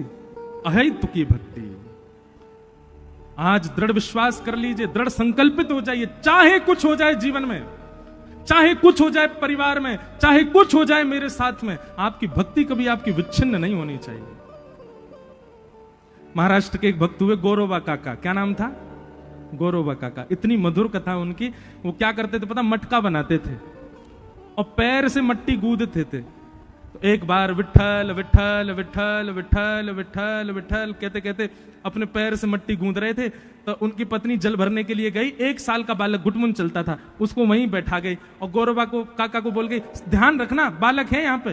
बोले हाँ ठीक है। विठल विठल विठल कीर्तन करते करते वो बालक चलता चलता मट्टी में से आवाज आ रही थी तो मट्टी की तरफ चला गया और अचानक से गौरवा काका के पैर के नीचे आ गया। गौरवा काका को पता नहीं चला, वो तो इतने उन्मत्त होकर के भजन कर रहे थे कि उनका बालक पैर के नीचे आ गया, वहीं उसके प्राण निकल गए। और विठल विठल विठल कीर्तन कर रहे थे। पत्नी लौट करके आई तो देखा बालक है ही नहीं। पूरा घर ढूंढ लिया, नहीं मिला बालक।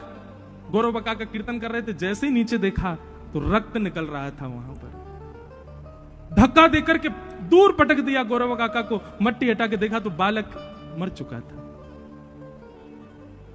पत्नी ने खूब सुनाई गौरव काका को, अरे काय का बिठल बिठल बजते हो, हमारा बालक छीन लिया हमसे। अरे ये संकीर्तन क्या देगा हमको, जिसने हमारा परिवार नष्ट कर दिया, उस संकीर्तन को तुम सर्वश्रेष्ठ मानते हो। अरे भगवान वो होता है, विधाता वो होता है जो परिवार को समृद्ध बनाए, वो कैसा भगवान जो परिवार को नष्ट कर दे। ऐसी स्थिति आई गौरवा काका के जीवन में। गौरवा काका बोले, देवी देख अपराध तो हुआ, मुझसे हुआ, लेकिन तू कीर्तन को दोष मत दे, तू विठल को दोष मत दे, मेरी गलती है, मेरा अपराध है, तू ठाकुर जी को दोष मत दे। छूना नहीं मुझको, मेरा स्पर्श किया तो मैं देख लेना, तुम दूर रहो मुझसे। कैसे भगत हो तुम भगवान के, हैं? भक्ति के नाम पर अपने बालक का वध कर दिया।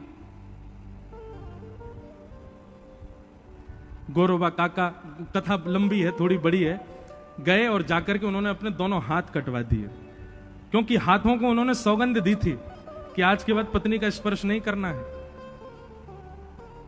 एक दिन रात्रि में सो रहे थे तो गलती से पत्नी का स्पर्श हुआ, तो दूसरे दिन बोले तुम दोनों ने विठल की कसम नहीं मानी। गए और किसी कसाई के यहां जाके दोनों हाथ आगे रख दिए, बोले काट दो इनको। इन्होंने विठल की कसम तोड़ दी और बिना हाथ के गौरवा काका घूमने लगे।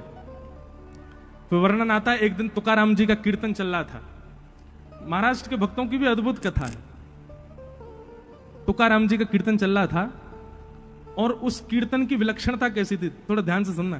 कि तुकाराम जी कीर्तन कर रहे थे तो कीर्तन सुनते सुनते मंदिर में बैठे भगवान श्री पंडरीनाथ विठल भगवान, रुक्मणी ऐसे खड़े हैं वहां पर ठाकुर जी, रुक्मणी जी से बोले रुक्मणी जी मेरा बहुत मन कर रहा है कीर्तन में जाने का। देखो तुकाराम जी कितने भाव से कीर्तन कर रहे हैं, मेरा मन हो रहा है मैं भी चला जाऊं वहां पे। तो रुक्मणी मैया बोली आप चले जाओगे, हजारों लाखों लोग बैठ के जो कीर्तन कर रहे हैं वो सब कीर्तन छोड़ के सब आपको देखने लग जाएंगे, कीर्तन में विघ्न डालोगे आप जाके। भगवान बोले मैं विघ्न नहीं डालूंगा, मैं रूप बदल के चला जाऊंगा, मैं छुप के चला जाऊंगा, मैं पीछे जाके खड़ा रहूंगा, पर मुझे जाने दो, मुझे बहुत मन कर रहा है जाने का। तो रुक्मणी जी ने आज्ञा की जाओ। तो ठाकुर जी कीर्तन में चले गए, प्रत्यक्ष ठाकुर जी आ गए कीर्तन में और पीछे खड़े होकर के और कमर पे हाथ धर के झूम झूम करके कीर्तन सुन रहे हैं श्री पंडरीनाथ भगवान। कीर्तन सुनते सुनते ऐसा भाव आया, पंडरीनाथ भगवान को भूल गए कि मुझे छुपना है। नाचते नाचते नाचते पूरी जनता के बीच में ही आ गए और घूम घूम करके श्री तुकाराम जी के कीर्तन में नाचने लगे। अरे वहां भक्तों की चरित्र में तो इतना तक लिखा है कि नाचते नाचते नाचते ठाकुर जी को पटका गिर गए, पीतांबरी उतरने लगी, ठाकुर जी अपने वस्त्र ढीले हो करके ठाकुर जी के वस्त्र गिरने लगे। तुकाराम जी कीर्तन, ऐसा नृत्य कौन करता होगा जैसा ठाकुर जी अपने कीर्तन में कर रहे। और उस दृश्य को जितने लोग देख रहे थे सबके नेत्र सजल। अब करताल तो बज रही थी, लेकिन ठाकुर जी का नृत्य देख करके ये उन्माद ताल बजाई सबने, ठाकुर जी का नृत्य हो रहा था। उस समय गौरव काका, आज तक कभी उनको लज्जा नहीं हुई कि मेरे हाथ नहीं है, पर अपने इतने इतने हाथों को ही हिला हिला करके आज रो रहे थे कि मेरे भी हाथ होते, ठाकुर जी के नृत्य में मैं भी ताल बजाता। नाचते नाचते नाचते पंडरीनाथ भगवान ने नेत्र खोले और गौरवा काका को ही देखा। बोले इसकी बड़ी इच्छा मेरे नृत्य में ताल बजाने की। तुरंत गौरवा काका की भुजा निकल आई और गौरवा काका भी ताल बजाने लगे, पंडरीनाथ भगवान के साथ नृत्य करने लगे, आनंद करने लगे। महाराष्ट्र के भक्तों के आप चरित्र सुनोगे ना, आपके नेत्रों से आंसू नहीं रुकेंगे, ऐसे ऐसे भक्त हुए। श्री गुरु नानक देव जी का भी श्री नामदेव जी से बहुत प्रेम था। नांदेड़ महाराष्ट्र में तो बहुत बड़ा स्थान भी है हमारे सिख समाज का। मेरी कथा है 2026 दिसंबर में। महाराष्ट्र के भक्त अद्भुत हुए। तो कैसी भी स्थिति आ जाए, गौरवा काका जैसी तो नहीं आएगी, लेकिन फिर भी गौरवा काका ने ठाकुर जी के कीर्तन को, ठाकुर जी के नाम को श्रेष्ठ माना। ऐसे ठाकुर जी के नाम को बार बार, तो इसको कहते हैं अहैतुकी भक्ति। ऐसी अहैतुकी भक्ति का आप सब लोग आश्रय लीजिए।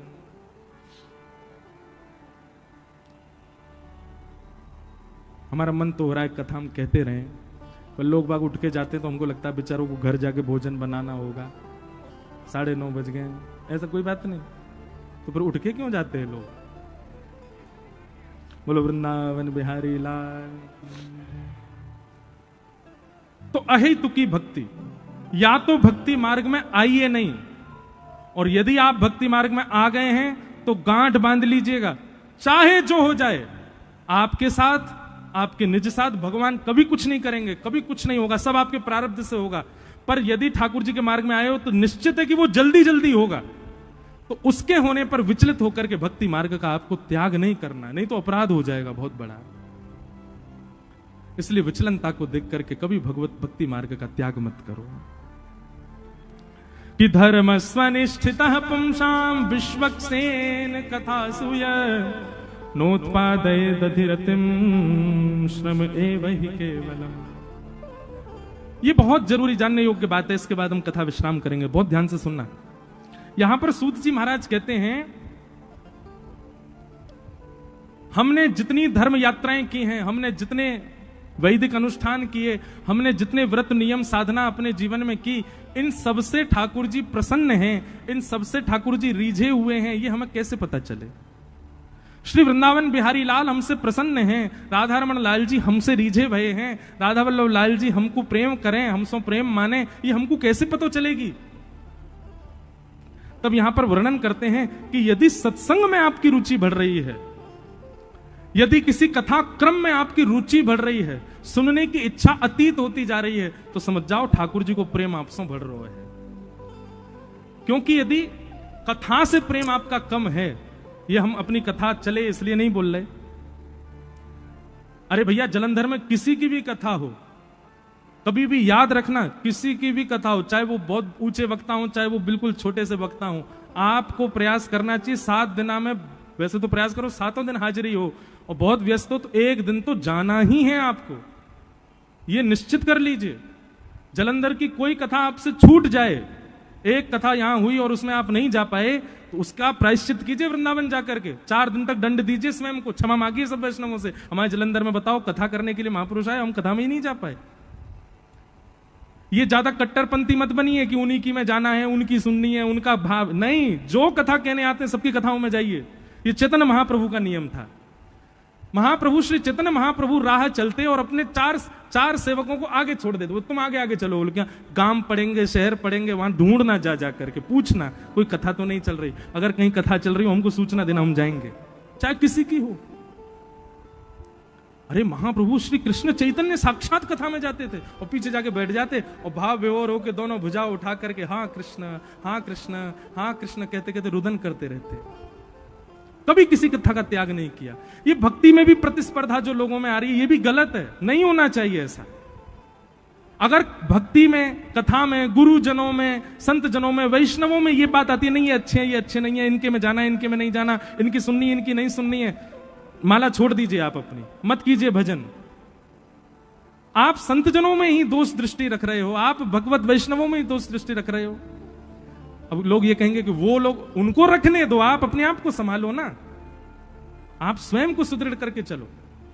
इसलिए आज ही नियम बना लीजिए, जलंधर में अपने रेंज के अंदर कहीं भी कथा हो, किसी की भी हो, कैसी भी कथा हो, आपको जाना है। चाहे आप एक प्रणाम करने के लिए जाओ, बहुत व्यस्त हो, घर में विवाह शादी हो रहा है, कुछ भी हो, तब भी जाओ। क्योंकि कथा में जो आपकी रुचि बढ़ती है ना, उसी से ही पैरामीटर पता चलता है कि ठाकुर जी की आपसे कितनी रुचि है। और ये बात हम नहीं कह रहे, सूत जी कह रहे हैं। धर्मस्वनिष्ठितः पुंसाम विश्वक्सेन कथासु यः नोत्पादये दधिरतिम श्रम एव हि केवलम। यदि कथा में आपकी रति नहीं है तो आपके द्वारा किए गए धर्म, अनुष्ठान, व्रत, नियम केवल और केवल फालतू की मेहनत है। ठाकुर जी आपसे प्रसन्न नहीं है। लेकिन आप व्रत नहीं कर पाते, अनुष्ठान नहीं कर पाते, कथा कहीं भी हो आप तुरंत पहुंच जाते हो, सबसे आगे जाके बैठते हो या सबसे पीछे कहीं भी बैठ जाते हो, कथा जरूर सुनते हो, चाहे कैसी भी कथा हो, आप निश्चित उसमें जाकर के भाव श्रवण करते हो, तो निश्चित है कि ठाकुर जी प्रसन्न है आपसे। ठाकुर जी की प्रसन्नता इस प्रकार